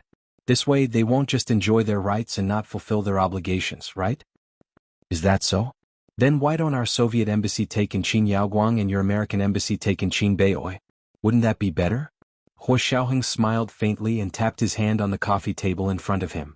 Moreover, you still have to rely on us to get Qin Yaoguang out. So it is happily decided. You? Lorraine was a little uncomfortable that Hua Xiaoheng wasn't willing to take any losses, but Hua Xiaoheng wasn't wrong. Lorraine couldn't get Qin Yaoguang out. He believed that if there was anyone in the world who could get Qin Yaoguang out from He Qingjian's hands, it would only be the KGB. Therefore he couldn't refute Hua Xiaoheng's suggestion. However, he was still unwilling to give up and said, "Are you so sure that you'll be able to get her out? What if my people get Qin Yaoguang out?" "Are you sure?" Hua Xiaoheng reached into his jacket pocket and took out a few photos. He threw them in front of Lorraine. "These are the photos my people just took. Look at how they're watching Qin Yaoguang. Are you sure your people have the ability to get her out of this tight protection?" Lorraine picked up the photo and looked at it. His eyes almost popped out of their sockets. Qin Yaoguang was wearing a white striped prison uniform. She was tied to a hospital bed with a few canvas straps that were 4 fingers wide. The hospital bed was surrounded by instruments. Slender tentacles stretched out and stuck to Qin Yaoguang's head, wrists, chest, and legs. "What are they doing?" Lorraine cried out in surprise. In fact, he was very familiar with this set of equipment. Qin Yaoguang's daughter, Wen Shui, was currently being studied under almost the same set of equipment. "What else can they do?" Hua Xiaoheng sneered and put away the photos. "Of course they're doing experiments." He said meaningfully, "You and I aren't the only ones who know the temptation of perfect genes. The people of the Huaxia Empire aren't idiots. If they don't research it themselves, why would they give it to you and me for nothing?" Lorraine's expression became even more gloomy. If the Huaxia Empire really thought that way, then it meant that even his last resort, bribery, might be useless. Because compared to the perfect genes that could greatly improve a human's physique, money was really just a worldly possession. For those in the upper echelons, this was more important than any amount of money. In short, perfect genes were priceless. Those who could climb to the top were all good at weighing the pros and cons. Which was more important between priceless perfect genes and priceless money? They didn't have to choose at all. Lorraine gritted his teeth. "How about this? Let's do it together. Whoever can get Qin Yaoguang out will enter their embassy." "Are you sure you want to do this?" Hua Xiaoheng's expression also turned cold. "Then there's no need to cooperate. In such a tightly monitored place, you still want both of us to work together? Or do you want us to work separately? How much do you look down on the Huaxia Empire's security system? Aren't you afraid of making a fool of yourself?" Lorraine's eyes flickered. He was actually thinking that when the KGB of the Soviet Union and the Huaxia Empire's security system were at loggerheads, the American CIA elites would be able to take advantage of the situation. Peter, on the other hand, had once again seen through his tricks. This time, Hua Xiaoheng didn't tolerate it anymore. He stood up and said calmly, "Forget it, just pretend I didn't say anything. I didn't come today, so I won't cooperate. I'll go back and make my own arrangements. Isn't it just a few more people dying? Compared to the perfect genes, the KGB can still afford this sacrifice." Hua Xiaoheng strode towards the door. Lorraine's expression changed. It wasn't until Hua Xiaoheng's hand was on the door handle and he was about to open the door that Lorraine said, "Mr. Peter, please wait." Hua Xiaoheng said without turning his head, "If you still want to cooperate with us and compete with us, then don't talk anymore." "Of course not, cooperate and compete with us." Lorraine quickly stepped forward and pulled Hua Xiaoheng's sleeve back to sit down. "Mr. Peter, don't be anxious. Let's discuss it properly." Seeing that Lorraine had given in, Hua Xiaoheng's expression softened a little. He said, "Okay, I still have the same condition. After Qin Yaoguang is taken out, she will enter the Soviet embassy first. Your American embassy will shelter Qin Bei and then transfer them out of the country separately." Lorraine nodded. "Okay, I agree. But how do you plan on getting Qin Yaoguang out of the country? That's not an ordinary difficulty." Hua Xiaoheng smiled. "That won't be difficult for us. Mr. Lorraine, do you still remember Dresden? Our people were the ones who got him out of the Huaxia Empire. The old way is to get Qin Yaoguang to Siberia first." Lorraine frowned. "Siberia? That's in the Soviet Union?" "Yes, the far east of the Soviet Union. That place is sparsely populated, and there are virgin forests everywhere. Even the satellites in the sky can't monitor the situation on the ground. North of Siberia through the Bering Strait is Alaska and the United States. How is it? Is this route safe?" Lorraine put her hands behind her back and paced around the room. She muttered to herself, "In that case, we definitely can't use a plane to transport them away." "Of course not." Hua Xiaoheng didn't think much of it. "I didn't expect you to be so lucky. With the current level of security, can Qin Yaoguang get on the plane lying down? And Qin Bei? He's so old. If something happens to him on the plane, you'll be letting down your old friend? Lorraine pondered for a moment. I'll think about it and give you an answer tomorrow. You have to make a decision early. Huo Xiaoheng looked at his watch. If we don't get an answer tomorrow, we'll do it ourselves. We won't wait for you. Huo Xiaoheng left the five-star hotel where Lorraine was staying. He deliberately smoked a cigarette at the entrance of the hotel before getting into the car and leaving. As soon as he left, a car parked on the street opposite the entrance of the five-star hotel also drove away. The driver in the car was calling Qin Bei. Sir, that Soviet just went to see Lorraine. Qin Bei had moved to another place to stay. He lived in a small courtyard not far from his previous residence. In fact, several houses in this area had been bought by him under different people's names. It could be said that the entire alley was his property, but it was owned by different people. Qin Bei received the call and snorted without any surprise. As I expected, they're all jackals of the same tribe. To be honest, he didn't really trust either of them. Sir, what should we do? Qin Bei's secretary asked carefully. Qin Bei nodded and walked around the room with his cane. He chuckled and said, "Don't do anything. Just wait and see." Early the next morning, Xia Qingying's new media company suddenly received a piece of news.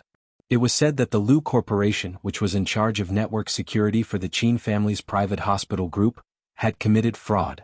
They had installed a Trojan horse backdoor on the Qin family's private hospital group's computer and stolen a lot of internal information from the Qin family's private hospital group.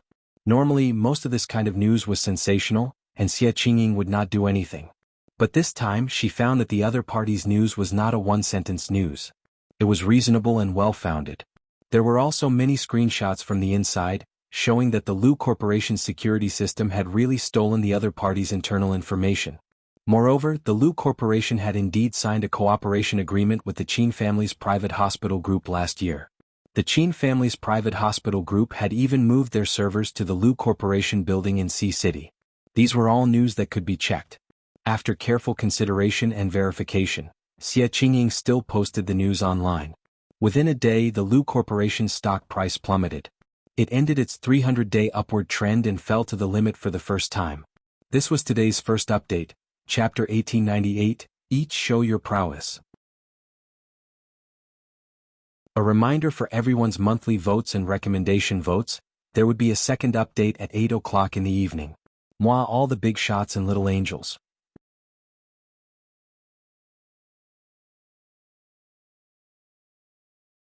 Chapter 1910. After the trial, Gu Nianji had exhausted too much energy, so she stayed at home to recuperate. She didn't wake up until almost noon every day. After waking up, she went to Lu Yuan's apartment for brunch. Then she took out her iPad and scrolled through social media to watch dramas and read novels. Her days were leisurely and carefree. That day she went to Lu Yuan's apartment and found that Lu Yuan and Lu Jin weren't there. It was very strange. However, all the food she liked to eat in the kitchen was ready and neatly arranged on the small dining table in the kitchen. She brought it to the dining table and took out her phone to check her daily life. Every day as an online child started by scrolling through her social media. When she opened her social media, she saw a piece of news flooding the screen. Hashtag the Lu Corporation stock has plummeted. Hashtag the Lu Corporation is embezzling. Hashtag the Lu Corporation really installed a Trojan backdoor for those companies. Hashtag. Almost all the screens were filled with negative news about the Lu Corporation. Gu Nianji's heart skipped a beat. She didn't even have time to eat her brunch. She quickly began to search for what was going on. In the end, she found out that the hot news on the internet had started from Xia Qingying's new media. There was a headline news there about the dispute between the Lu Corporation and the Qin Corporation's private hospital group. Gu Nianji saw that it was related to the Qin Corporation's private hospital group, so she couldn't help but be angry. What was Xia Qingying's motive at this time? Although the article was well-founded and well-written, Gu Nianji was still unhappy. When Xia Qingying published this headline news, did she ask Lu Yuan or Lu Jin to verify it? She wouldn't just listen to one side of the evidence, would she? She quickly stood up and went to Lu Jin's apartment to look for him. Lu Yuan and Lu Jin were indeed in Lu Jin's apartment. Lu Jin's apartment had the best experimental equipment and the most powerful computer.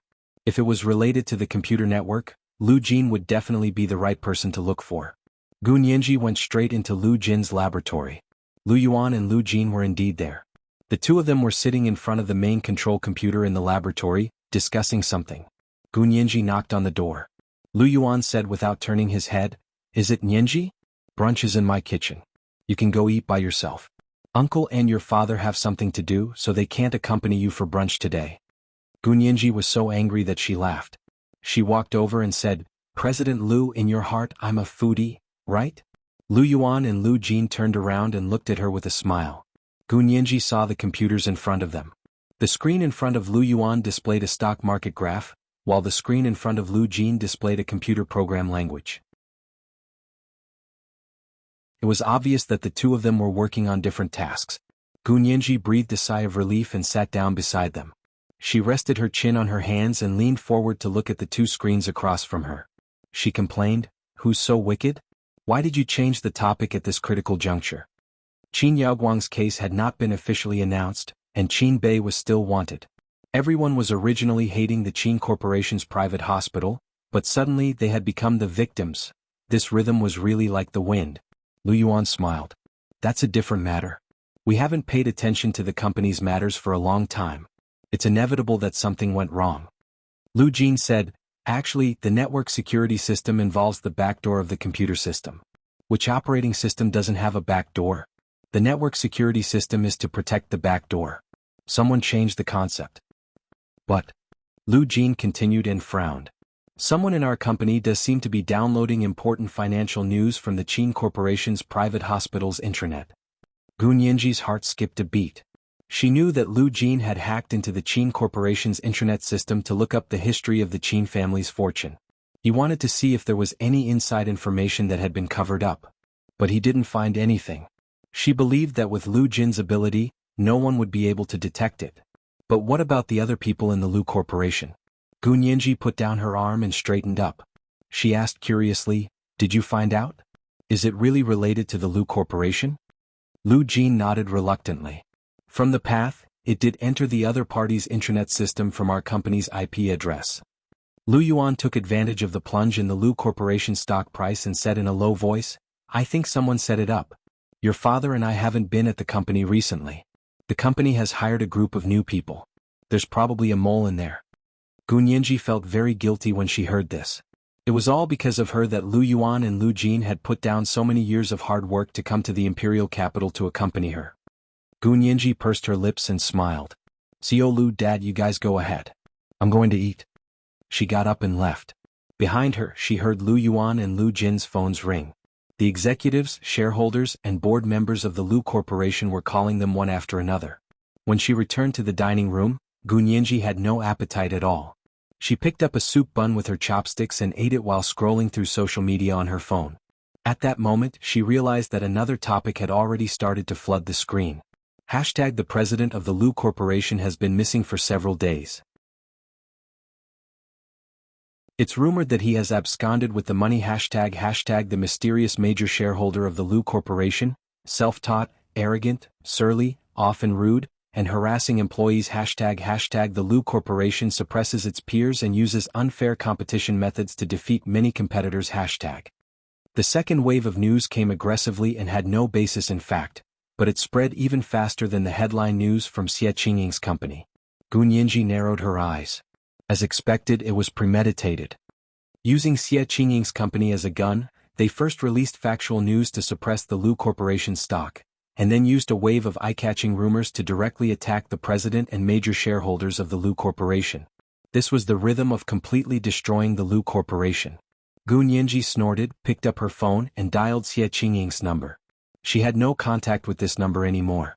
Xie Qingying was in her office following up on the headlines she had released. She was also very concerned about the hot news that had just appeared. She was arranging for her employees to follow up on it, and at the same time she was contacting the management of the Lu Corporation to get them to refute the rumors in time. By the time she saw the missed call on her phone, 10 minutes had passed. Xie Qingying quickly called back and asked with a smile, "Cousin Nianji, is that you? What's the matter? I see you've made several calls." Gu Nianji had been wondering if Xie Qingying had deliberately not picked up her call, but on second thought, Xie Qingying was so busy, and she had caught up with the hot news related to their company, so she must have been even more unable to get away. Now that she had called back personally, Gu Nianji stopped guessing and went straight to the point. "Cousin Xie, I want to ask you something. Can you tell me the source of the recent headline news?" I mean, how did the other party expose it to you? Xie Qingying hesitated for a moment and said, "This is a secret between me and the person who exposed it. I can't tell you, but I actually don't know who he is. This person submitted it anonymously." Gu Nianji, how dare you use anonymous things? Aren't you afraid that the Lu Corporation will sue your company for spreading rumors? Gu Nianji raised an eyebrow. Xie Qingying shouldn't be such a careless person, right? Xie Qingying thought that Gu Nianji was concerned about her, so she quickly smiled and said, "No, we received the news and investigated it. We confirmed that the data and screenshots he sent were real. We also consulted computer network security experts and the government's network security office. They all said that the Lu Corporation was indeed in the wrong." Gu Nianji had just heard from Lu Yuan that the Lu Corporation had recently recruited a group of new people and that a mole had appeared. From the perspective of doing business, it was understandable for Xie Qingying to do so. Gu Nianji's eyes dimmed and she asked in a low voice, "Then have you asked the president and major shareholder of the Lu Corporation about it? If it was just an individual in the Lu Corporation who had done something illegal, the Lu Corporation would have severely punished them and given the customer an explanation. How could they have just published it as headline news?"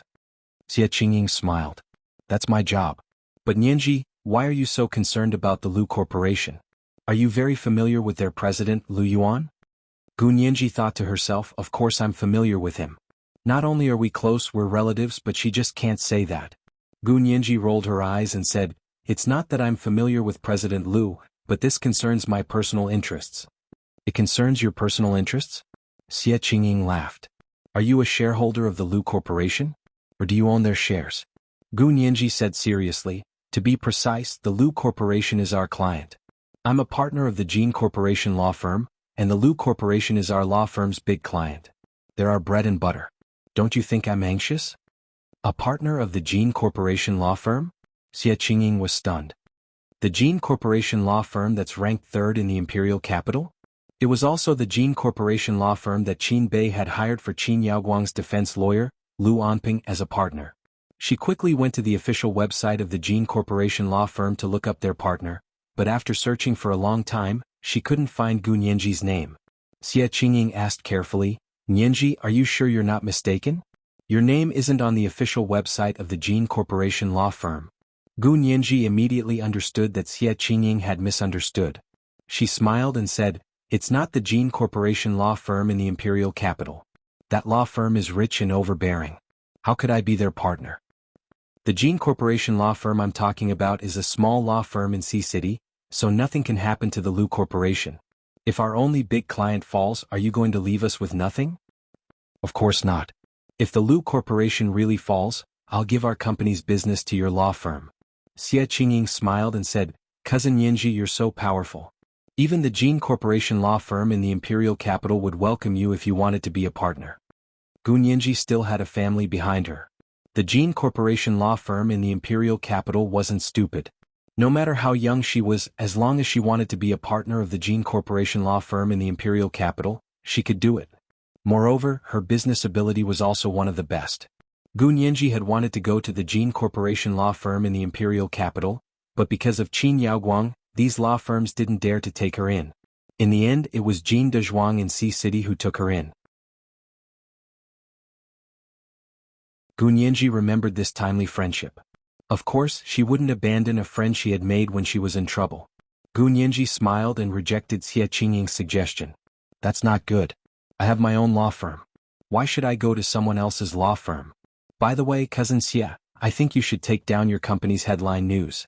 I feel like something's wrong. Someone is using you as a gun." Xie Qingying felt a little uncomfortable. She was just doing the news according to her own principles.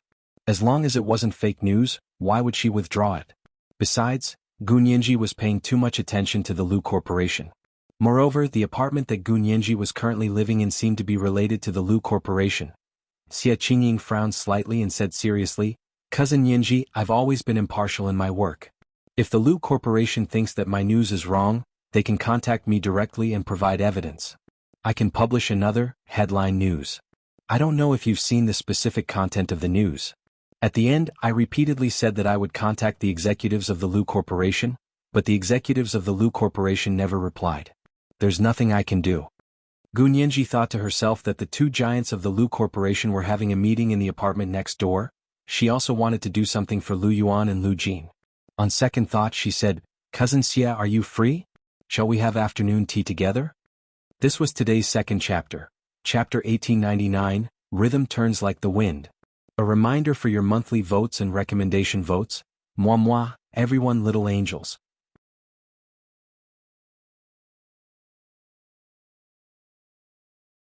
Chapter 1911. Xie Qingying looked at her watch. It was almost time for lunch. She smiled and nodded. "There's no need for afternoon tea. I'm about to go for lunch. How about we have a lunch date?" Gu Nianji quickly agreed. "Then where are we going to eat?" "Where are you now?" Xie Qingying tidied up her desk and picked up her bag. She gave a few instructions to the secretary at the door and walked out of her office. Gu Nianji said, "I don't have anything to do now, so I'm more free. I picked a Hong Kong hotel near you. I heard that the lunch and work meals there are good. It's suitable for a media upstart like you."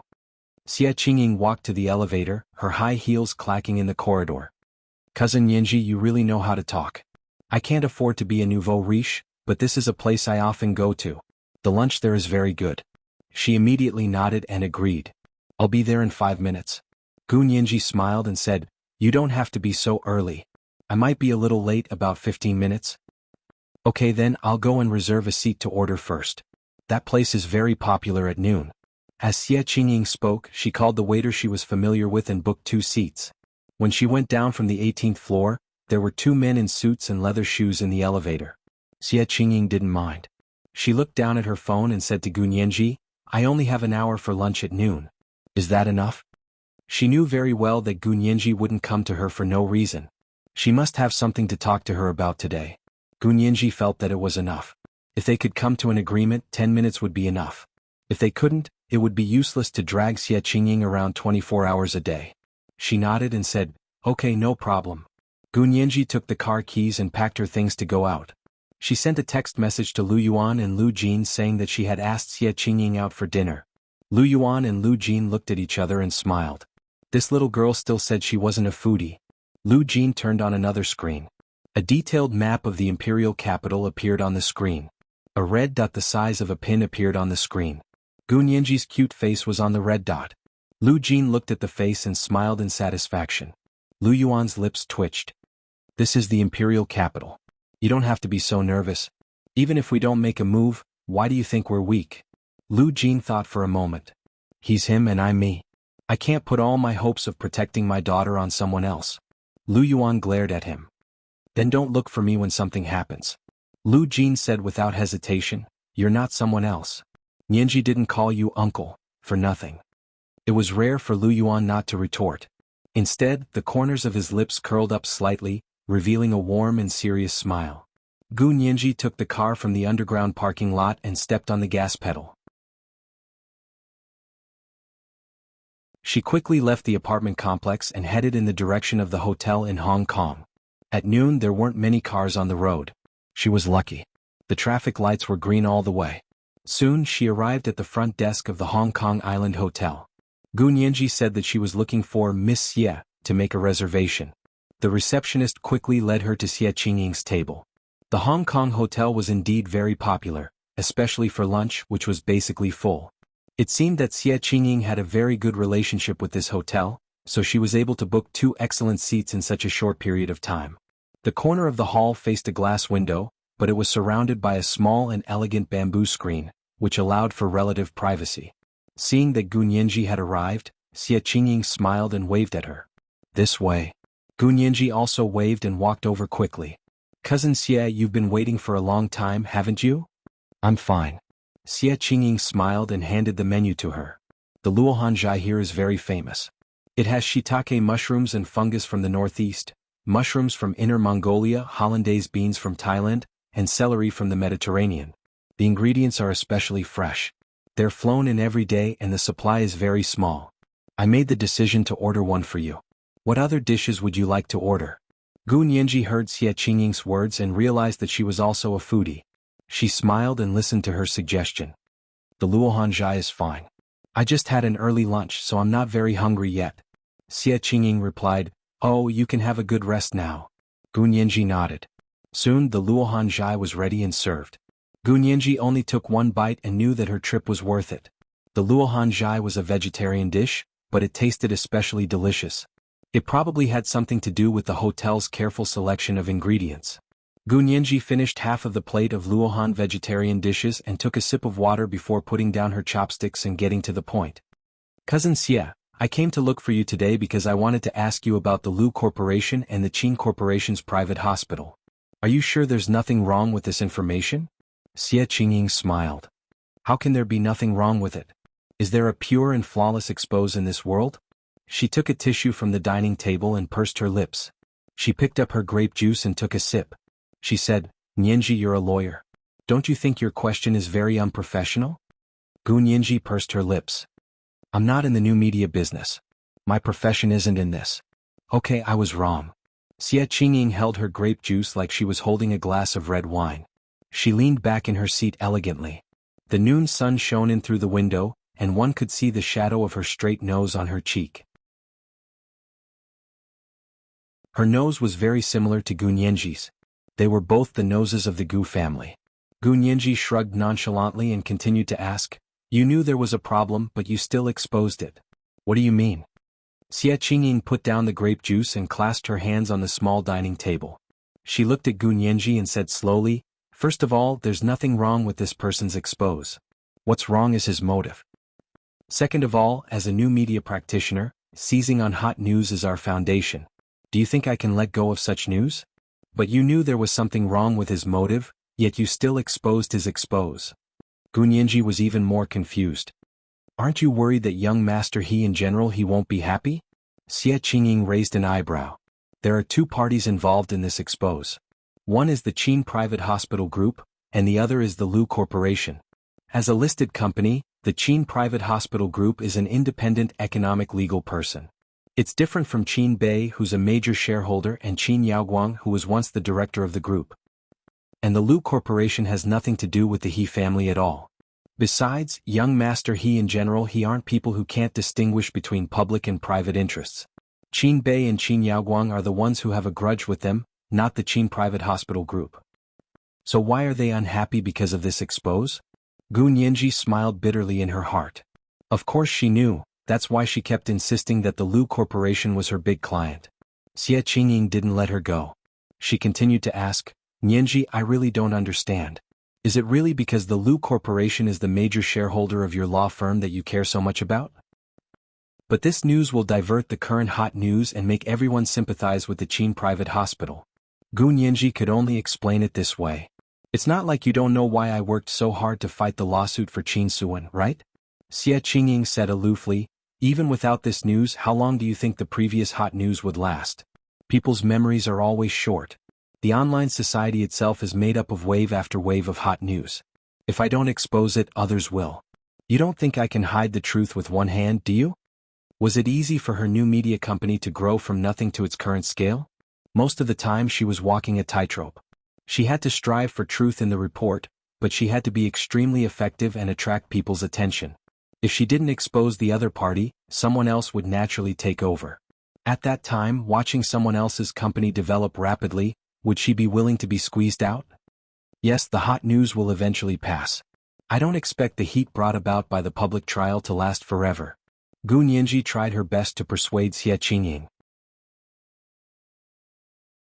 But I didn't expect the first person to stand up and change the hot news to be you.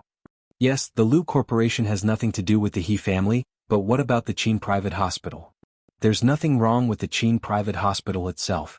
It has the status of an independent economic legal person, but it's the backing of Qin Yaoguang and Qin Bei. Do you really think that a human's feelings and likes can be as clear as a robot's? Gu Nianji was just short of saying that He Qingjian wouldn't distinguish between public and private, for anything related to He Zhichu and Qin Suan. Xie Qingying naturally didn't know the He father and son as well as Gu Nianji did. She understood what Gu Nianji was implying. After a moment of silence she said, I understand what you mean, but this is my job. I didn't mean to change the hot topic. I just saw a new hot topic appear, so I quickly grabbed its tail. This is already a professional instinct for me. Xie Qingying looked up at Gu Nianji and continued, just like how you can catch any loophole in the other party's case in court, I'm also naturally good at catching hot topics in my own field. Even if this hot topic might have some adverse effects on me, to me, catching it first is more important than anything else. As for the consequences in the future, that's something to consider in the future. Just like this time, she had caught this hot topic because the Qin private hospital group was involved. She knew that not only would she be able to ride on the popularity of the world's live broadcast of the trial, but she would also be able to greatly increase her company's performance. In fact, her company had been increasing its fans recently. It was about to break through the 10 million mark and enter the 100 million fan club. From the looks of it, she already had the capital and scale to compete with the traditional media. She couldn't and she didn't want to give up this opportunity.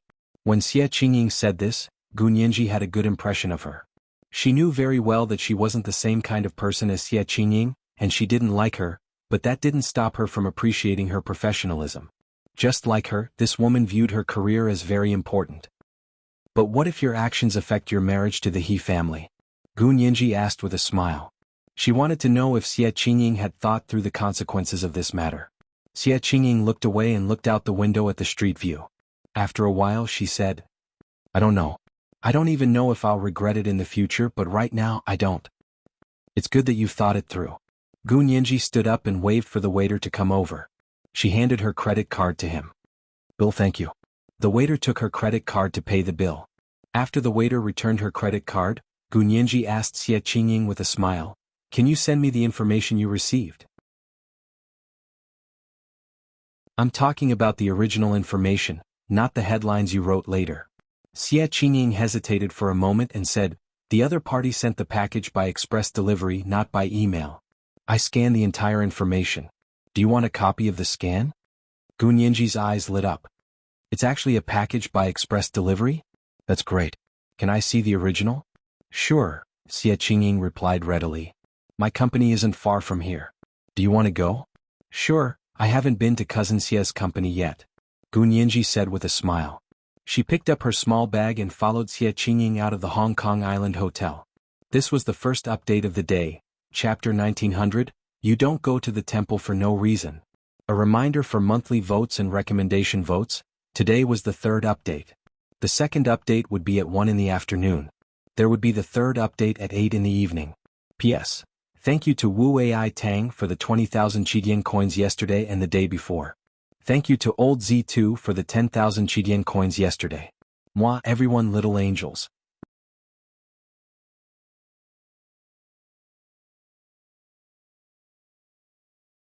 Chapter 1912. Gu Nianji and Xie Qingying both drove over, and Xie Qingying's company was indeed very close, so it didn't take long for them to arrive at Xie Qingying's company. Gu Nianji got out of the car and squinted at the skyscraper. It looked like there were about 50 floors. My company is on the 18th floor. Xie Qingying led Gu Nianji into the elevator. Huh? Anyone can get on the elevator here? Gu Nianji asked curiously. She noticed that Xie Qingying didn't swipe her card. Xie Qingying pressed the 18th floor and said, Normally you need a card to swipe the elevator floor, but the elevator seems to be broken recently so you can go up without a card. The property management is currently repairing it, but they can only do it after we get off work. They can't care so much when we're at work. This kind of thing was common. Having an elevator was always better than taking the stairs, not to mention there were more than 50 floors. The elevator quickly ascended and took them to the 18th floor. Coming out of the elevator, Gu Nianji saw that it was in the middle of the floor. The left and right sides of the elevator were office areas. 2 transparent glass doors blocked off the left and right areas. Xie Qingying led Gu Nianji to the left and pushed open the glass door. She smiled and said, That's my company. Our company isn't big but it's growing well. We recently hired a few people. Gu Nianji cupped her hands. Congratulations. Cousin Xie is so capable.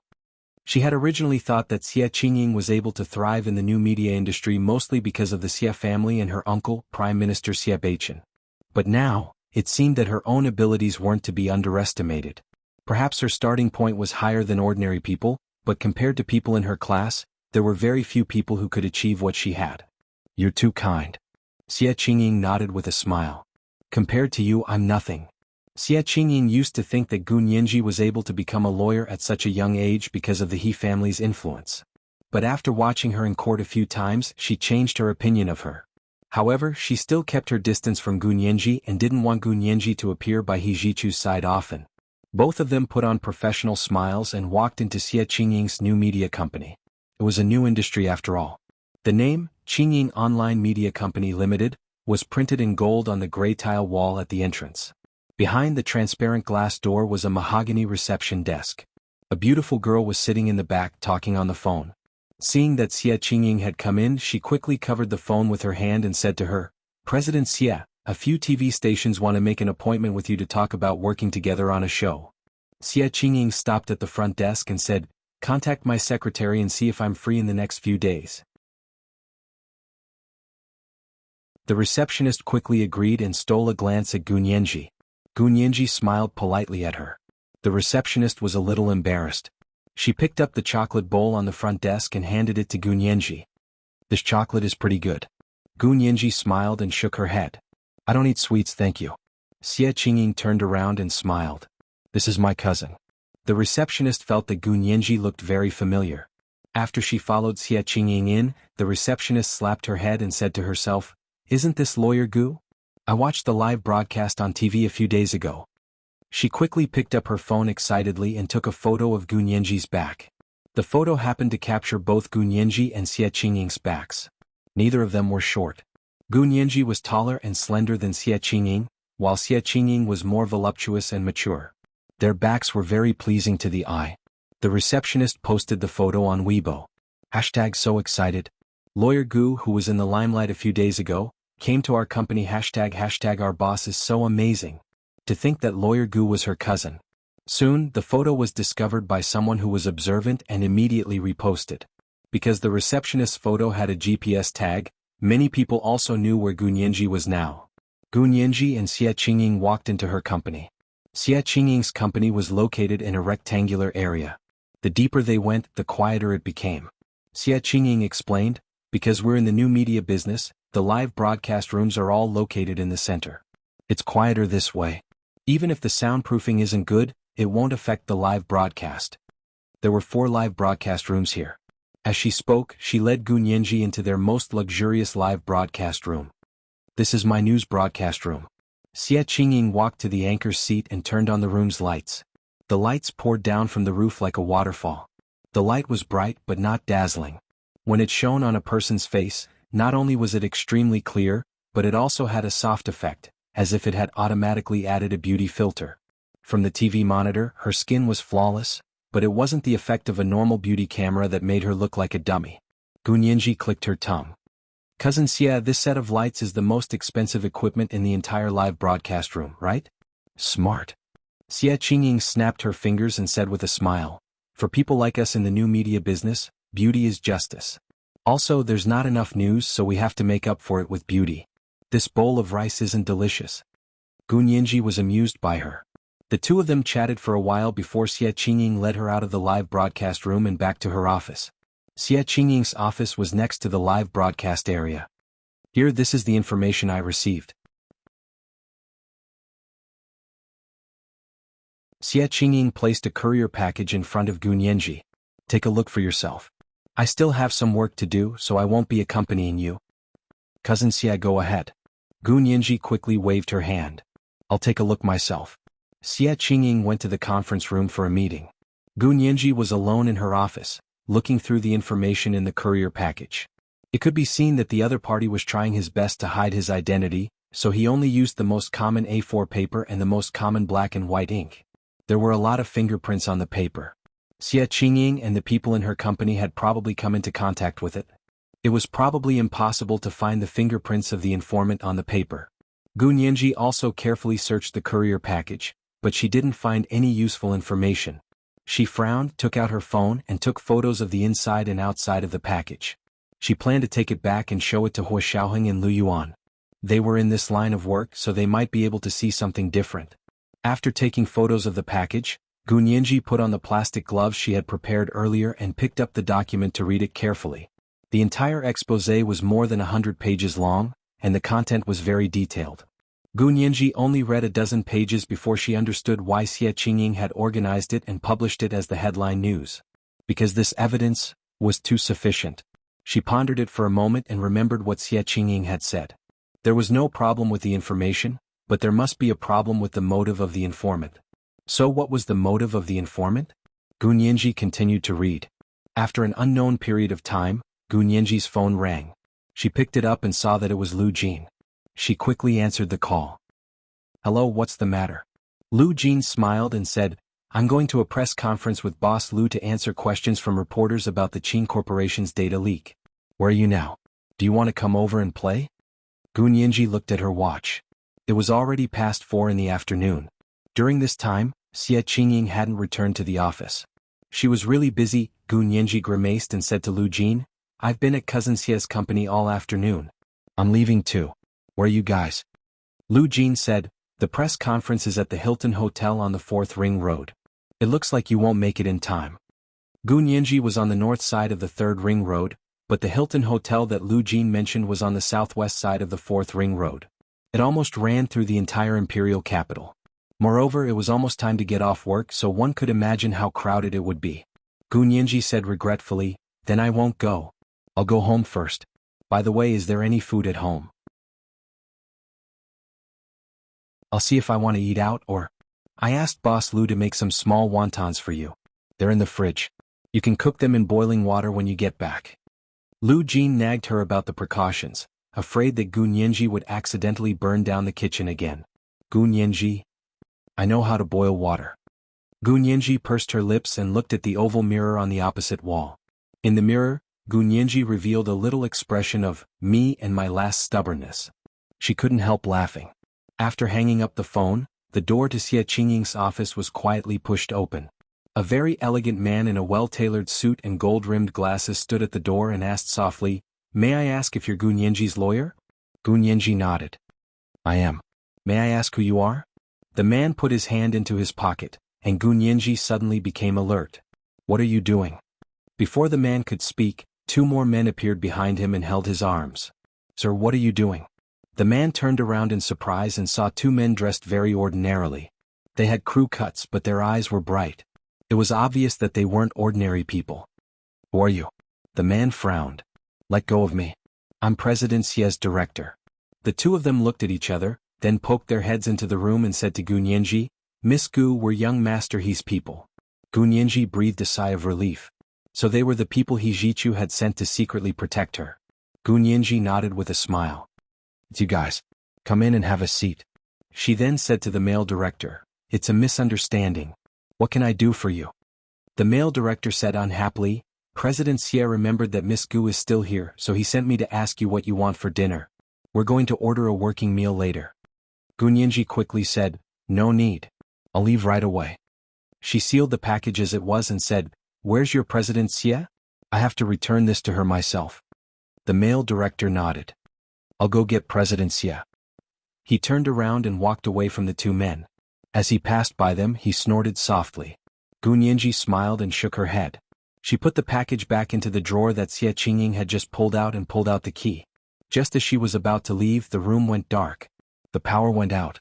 This was the second update of the day, Chapter 1901, Me and My Last Stubbornness. The first update of the 100,000 Qidian coins given to the leader of the General Alliance, I am Master Rashi, April, has arrived. A reminder for everyone's monthly votes and recommendation votes. It seems to be the end of the month again? There will be the 3rd update at 8 p.m. Moi, all the big bosses and little angels.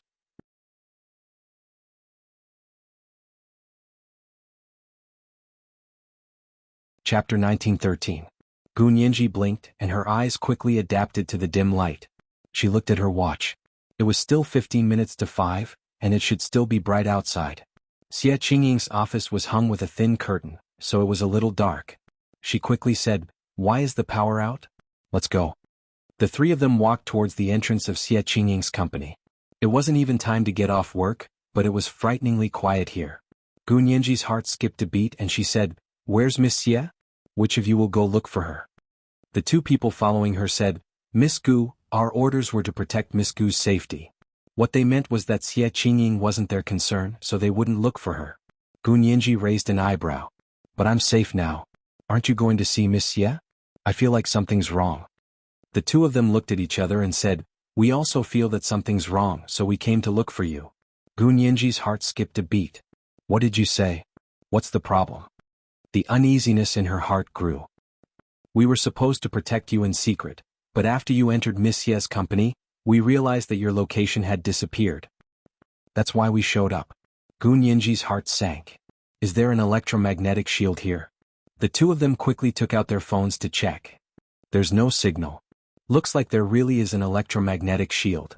Gu Nianji's phone had been specially made for her by Lu Jin, so she wasn't afraid of electromagnetic shields. She quickly swiped open her phone and called Lu Jin, Lu Yuan, Hua Xiaoheng and He Jichu. At that moment she suddenly heard a muffled bang from the corridor. It was as if thunder had exploded in a narrow space. The sound wave vibrated faintly, and even the floor seemed to be shaking slightly. Gu Nianji was a little unsteady on her feet, and the two of them quickly held her arms on both sides. However, they only held her for a moment before separating. They were very careful. Gu Nianji quickly steadied herself. She looked down at her phone and realized that it was out of battery. Her expression instantly turned ugly and she said in surprise, "Why is it out of battery? There was still 90% battery just now." A dead phone was a killer. Even though Lu Jin's special phone was not afraid of ordinary electromagnetic shields, it could not withstand a dead phone. But why did it suddenly run out of battery? The other two also took out their phones and looked at it. Their cell phones were also useless. These two men were more knowledgeable than Gu Nianji. Thinking back to the muffled sound they had just heard, they came to a realization. The man on Gu Nianji's left blurted out, "There's an XM40 magnetic storm grenade gun here." Gu Nianji, yes, this gun is equipped with the XM40 CDTE system, which is a single-soldier semi-automatic magnetic storm system. Not only is its lethality comparable to a small laser cannon, but it can also paralyze all electromagnetic and radio shortwave communication systems within 10 miles. It also has the function of shielding counterfactual quantum communication. One shot could block all electromagnetic and shortwave communications within 10 miles. In other words, it could also interfere with all network signals. Simply put, one shot could cut off the network in power. Gu Nianji didn't understand the meaning of counterfactual quantum communication for a moment, but she understood the function of this weapon to cut off the network in power with one shot. Also, what the hell does it mean that its lethality is comparable to a small laser cannon? Let's go. The man on Gu Nianji's right came back to his senses. He grabbed Gu Nianji's arm and ran towards the door. The two of them were in front of Gu Nianji and behind her, blocking Gu Nianji in the middle. However, before they could reach the door, a man in a suit and leather shoes dashed out of a room and raised his hand to shoot. The man in front of Gu Nianji could have dodged, but when he thought of Gu Nianji behind him, he endured it and immediately raised his hand to return fire. Both of them were shot at the same time and fell to the ground with a scream. The man behind Gu Nianji saw that the situation was bad and immediately pulled Gu Nianji back. They ran in the direction of Xie Qingying's company's live broadcast room, which was also the innermost room. Gu Nianji thought of the person who had just fallen and felt very sad. She said to the man holding her, "Sir, if something happens later, you have to run out yourself. You don't have to take the bullet for me anymore." The man didn't even look back. He quickly pulled her open the door to the innermost live broadcast room and said, "We were ordered to protect Miss Gu at all costs. Even if we have to sacrifice ourselves." Gu Nianji said in a low voice, "Listen to me. This time the people should be targeting me. They won't want to kill me. They won't even touch a hair on my head. If the other party's target was really her, then they must be after the perfect genes." However, she had already been cleared of the perfect genes label in the trial a few days ago. Who would still be after her? Lorraine? Wasn't he busy getting Qin Yaoguang out? Hua Xiaoheng had been making arrangements outside these past few days, preparing to lure them into the trap. If it wasn't Lorraine, then who could it be? Gu Nianji's mind raced and she suddenly thought of someone. Qin Bei. Only him. If there was one person in this world who wouldn't be fooled by the video of the trial that day, it was Qin Bei. Gu Nianji said hatefully, "I know who ordered it. If you have the chance, you must run out and report it yourself. It's Qin Bei. He still hasn't given up and wants to kidnap me." She had thought that this old man was already a stray dog who had been chased by He Qingjian's inescapable net. She hadn't expected him to have such a trick up his sleeve. She had really underestimated him. The man beside Gu Nianji was unmoved. He said, "Miss Gu, we only listen to young master He's orders. If young master He doesn't say anything, I won't leave you." Gu Nianji stared at this person and didn't know what to say. The live stream room became even darker. She couldn't see anything at all. The man dragged Gu Nianji in and found the location of the window based on his instinctive sense of direction. He wanted to open the window, but the window was welded tightly. Gu Nianji said in a low voice, "Don't waste your energy. This is the livestream room. The window definitely won't be open." "Then what should we do?" "Wait. If you don't go out, we can only wait for death." Gu Nianji said disapprovingly, "Why don't we rush out together?" The man hesitated for a moment and said, "Do you really think they won't hurt you?" "It's true that they want to catch me, but they won't hurt me," Gu Nianji said with certainty. Gu Nianji said confidently that her confidence and courage came from the small, silent gun in her bag for self-defense. Thankfully, this pistol was mechanically driven and not electronically driven. It wasn't afraid of the magnetic explosive grenade gun. The man thought about Gu Nianji's suggestion in the darkness. She was right. Both of them were actually waiting for death to come if they hid here. They didn't know how many people there were on the other side, nor did they know how many weapons they had. However, an XM40 magnetic explosive grenade gun was enough to send everyone in this building to hell. What happened to Cousin Xia? Gu Nianji's frown deepened. In the corridor outside, another man in a suit and leather shoes walked out. If Xia Qingying was here, she would recognize that this person was one of the two people she had met in the elevator at noon. The other one was already lying in the corridor. He had been shot at the same time as one of Gu Nianji's bodyguards. Xia Qingying's mouth was gagged, her arms tied behind her back, and she was thrown under the table in the conference room. There weren't many people in her company. After the afternoon meeting, someone suggested that they get off work early, so she agreed. Because of the explosive headlines these past few days, her company's people had been working overtime for several days in a row. There weren't many things to do today and she had to entertain Gu Nianji, so she let them leave first. However, not long after these people left, someone knocked her out from behind. When she woke up, she was already tied up and tied under the table. This is the third watch of the day, Chapter 1902, Critical Moment, 1. A reminder for everyone's monthly votes and recommendation votes. It seems to be the end of the month again. Mwah, everyone, little angels.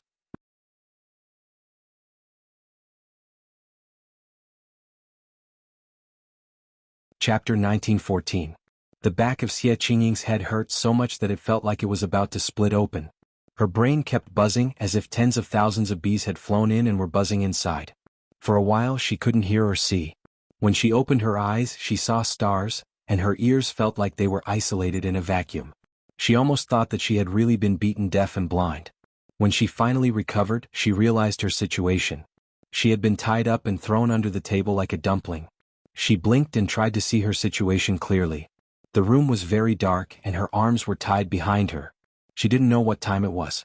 Her eyes gradually adapted to the darkness and she realized that she was in the conference room where she had called for the meeting to end. So it was the conference room. Her memories came back to her like a horse lantern being turned upside down. That newly hired director of hers looked like an elite, but it turned out that she was the one who had led the wolf into the house. Xia Qingying gritted her teeth with hatred. Soon she thought of Gu Nianji, who had seen the original copy of the package, and her heart sank. Oh no, Gu Nianji wouldn't still be here, would she? This girl was really unlucky. It was all her fault. If she hadn't invited her to her company, she wouldn't have suffered such an undeserved disaster. Also, He Jichu cared so much about Gu Nianji. If he knew that she had suffered at her place, would they still be able to continue? Countless thoughts flashed through Xia Qingying's mind, but none of them could help her escape successfully. What should she do? Xia Qingying looked around and suddenly remembered that when she had renovated the conference room, there was an alarm under the conference table. It was connected to the building's security and police stations. At that time, the alarm was only a normal security measure. It was mainly prepared to prevent the employees she had fired from causing trouble on the spot. Now it came in handy. Xia Qingying gradually moved her body under the table and sat up slowly. Fortunately, the conference table was relatively high, so she didn't need to hunch her body to move under the table. Her arms were tied behind her back by hard nylon rope. The rope was so tight that her arms were already in pain. Xia Qingying suspected that if she didn't get rescued in time, her arms would be crippled because of the long-term blood flow even if they weren't broken. She cursed those damned bandits, especially the new male director she had hired. She also hated herself for being blind to have hired such a person. He knelt on the ground and used his knees to move forward step by step. Finally, he arrived at the location under the conference table where the alarm was installed. She stood up and pressed her head against the alarm, but after a long time she did not hear any response. Logically speaking, there should be a slight click before the alarm system outside was connected. What was going on? Xie Qingying thought that she hadn't hit the alarm, so she gritted her teeth and exerted more force. In the end, she didn't control her strength well, and her head hit the conference table with a thud. Wah! The conference table was kicked open, revealing Xie Qingying, who was under the table. That person laughed sinisterly. "You're awake?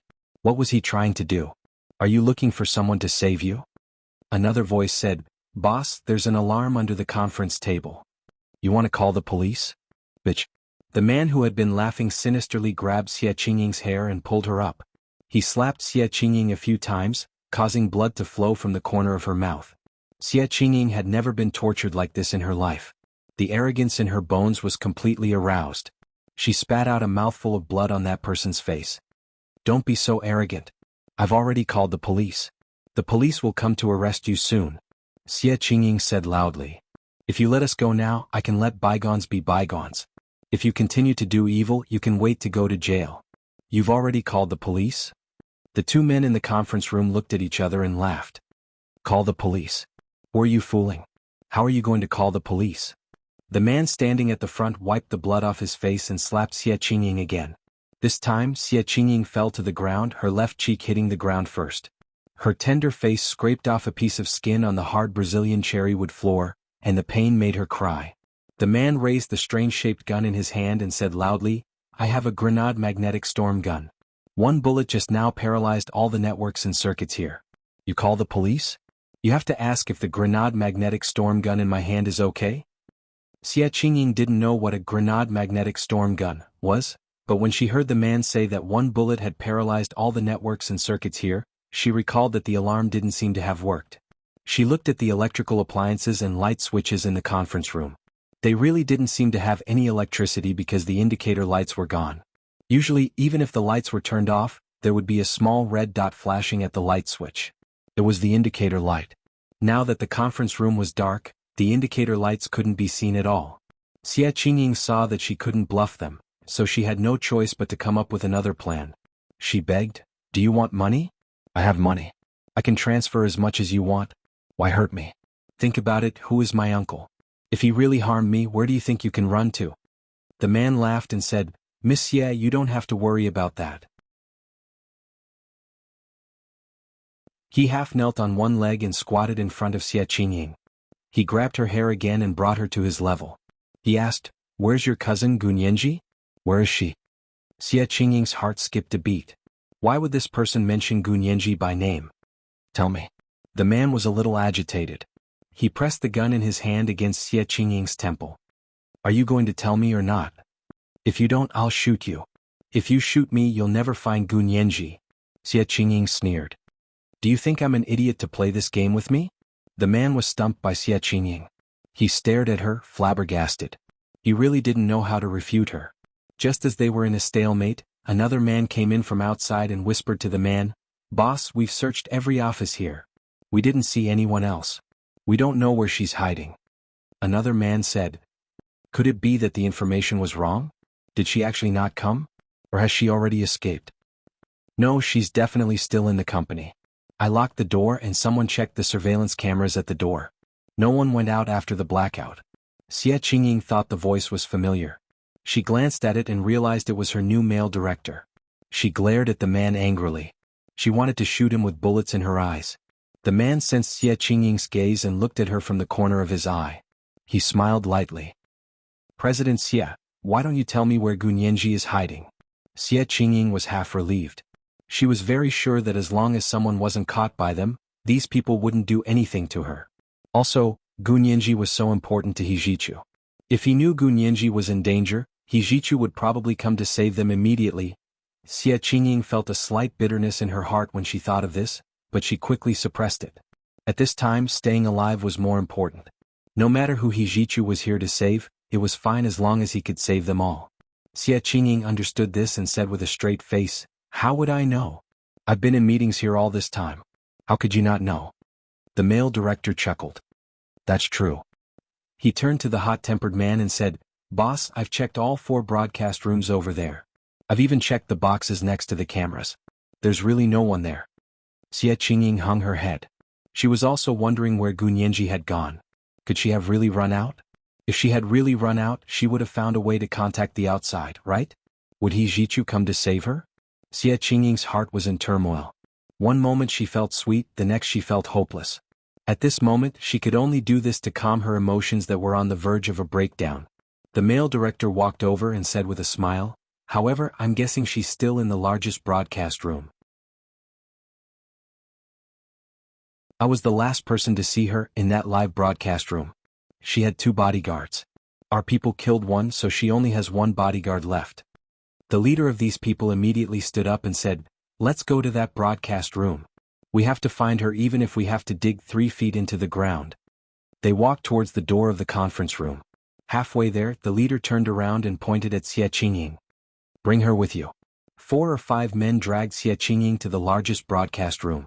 There was no electricity here, so they used flashlights to light up the place. Several bright beams of light swayed in the pitch-black broadcast room, looking for a place to hide. However, after searching for a long time, they didn't see a single person. This is really strange. Could it be that she can fly? The leader of these people became impatient. He rushed to Xie Qingying angrily and grabbed her collar. He shouted again, "Tell me, where is Gunyanji? If you don't tell me, believe it or not, we'll gang rape you here today." Xie Qingying panicked. You. What are you doing? Don't do anything rash. My uncle is Prime Minister Xie Beichen, and my fiancé is Major General He Jichu. If you dare touch me, they won't let you go. Ha ha. Do you think your uncle is so great because he's the Prime Minister? Your fiancé is Major General He Jichu? That's great. I haven't had a taste of the Major General's woman yet. I'm going to try it today. The man wasn't intimidated. He put the magnetic grenade gun on his back and stepped forward. He tore off Xie Qingying's top. Her full breasts were wrapped in a high-end pink and purple lace bra. The man's eyes almost turned red. Xie Qingying couldn't help but scream hysterically. Gunyanji hid alone in the ceiling area of the live broadcast room's ceiling. The person protecting her had already snuck out to call for help. Before leaving, he stood on the table in the broadcast room and lifted her up to the concave light area on the ceiling. When there was electricity, of course it wasn't safe for Gunyanji to hide here. But now that there was no electricity, as long as she hid inside and didn't move, no one would think of this place. Of course she couldn't hide here forever. Those people might think of this place in a while. Gunyanji believed that as long as she held on for a few more minutes, someone would come soon. In the end, she didn't wait for the person who saved them to come. What she waited for was the gangster about to rape Xie Qingying. Gunyanji couldn't watch this kind of violence happen right under her nose. Even though she knew it would be useless if she went down and might even end up in the same situation as Xie Qingying, she still couldn't tolerate it. She touched the gun in her bag and silently took it out. With a click, she loaded the gun. With the light of the flashlights in their hands, Gunyanji saw that the man was about to pounce on her and rape her. Expressionlessly, she aimed the gun at the back of the man's head and pulled the trigger. After one shot, the man's brain burst open. The other men were shocked and all took out their guns. The male broadcaster even bent down to retrieve the magnetic grenade gun from the back of the leader who had been shot by Gunyanji. Gunyanji panicked when she saw this. She couldn't let him use this gun. Once he took it out, she and Xie Qingying would die a horrible death. Gunyanji didn't care how many bullets she had. She aimed at the back of the man's head and shot again. Bang! The man fell to the ground as well. Then the third, the fourth and the fifth. All of them died to Gunyanji's gun when they were picking up the gun. Actually, although Gunyanji's marksmanship wasn't bad, it wasn't to the point where she couldn't miss. But this time she was looking down from above and had the advantage in position, so it was easy for her to shoot. In addition, these people risked their lives to snatch the magnetic grenade gun, which gave Gunyanji a chance to take advantage of. That was why she was able to fight against 5 people and bury them all here. Xie Qingying hadn't expected Gunyanji to be able to kill all these people. She had escaped death and was excited. She quickly put on her clothes and looked up at the dent in the ceiling above her head. She bumped into Gunyanji, who had poked her head out. Gunyanji whispered, "Cousin Xie, bring me a table. This place is so high, I don't dare to jump." Xie Qingying, "You don't dare to jump, but you dare to kill. How did this girl grow her guts?" Xie Qingying was grateful and ashamed to Gunyanji. She quickly pushed the table over. However, Gu Nianji had just jumped down from the ceiling when another group of people rushed in. This group was obviously much more powerful. They were all wearing tight gray gun suits, low-brimmed hats and masks. They were muscular and moved quickly. The 5 bastards from before couldn't compare to them. The leader raised his hand and shot Xie Qingying in the shoulder. Another person rushed in front of Gu Nianji and covered her mouth. He turned the butt of the gun and hit the back of her neck, knocking her out. Another 3 people searched the 5 bastards on the ground and took away any documents that could prove their identities. Then they fired several shots at their heads, smashing their faces into pieces. Xie Qingying couldn't take the ups and downs of the day anymore. Her eyes rolled up and she fainted. When she woke up, she saw He Zhichu's anxious face. Achoo! Xie Qingying felt extremely wronged. She threw herself at He Zhichu and cried in his arms. He Zhichu patted her patiently and asked, "Where's Nianji? Where did Nianji go?" This is the first and second chapter of today's big chapter. Chapter 1903, Moment of Crisis, 3. It's the last day of August. Everyone should quickly cast your monthly votes. Today counts as the 3rd chapter. There will be the 3rd chapter at 8 p.m. We will continue to reward the leader of the General Alliance. P.S. Thank you to Wu Ai Tang for the 10,000 Chidian coins yesterday. Thank you to the leader of McMug Loves Blue for the 10,000 Chidian coins yesterday. Moi, everyone little angels, that you're tuning in to the Han Li's Wuxia Chronicles YouTube channel. We're so grateful for your support and don't forget to subscribe to join us on this incredible journey through captivating stories.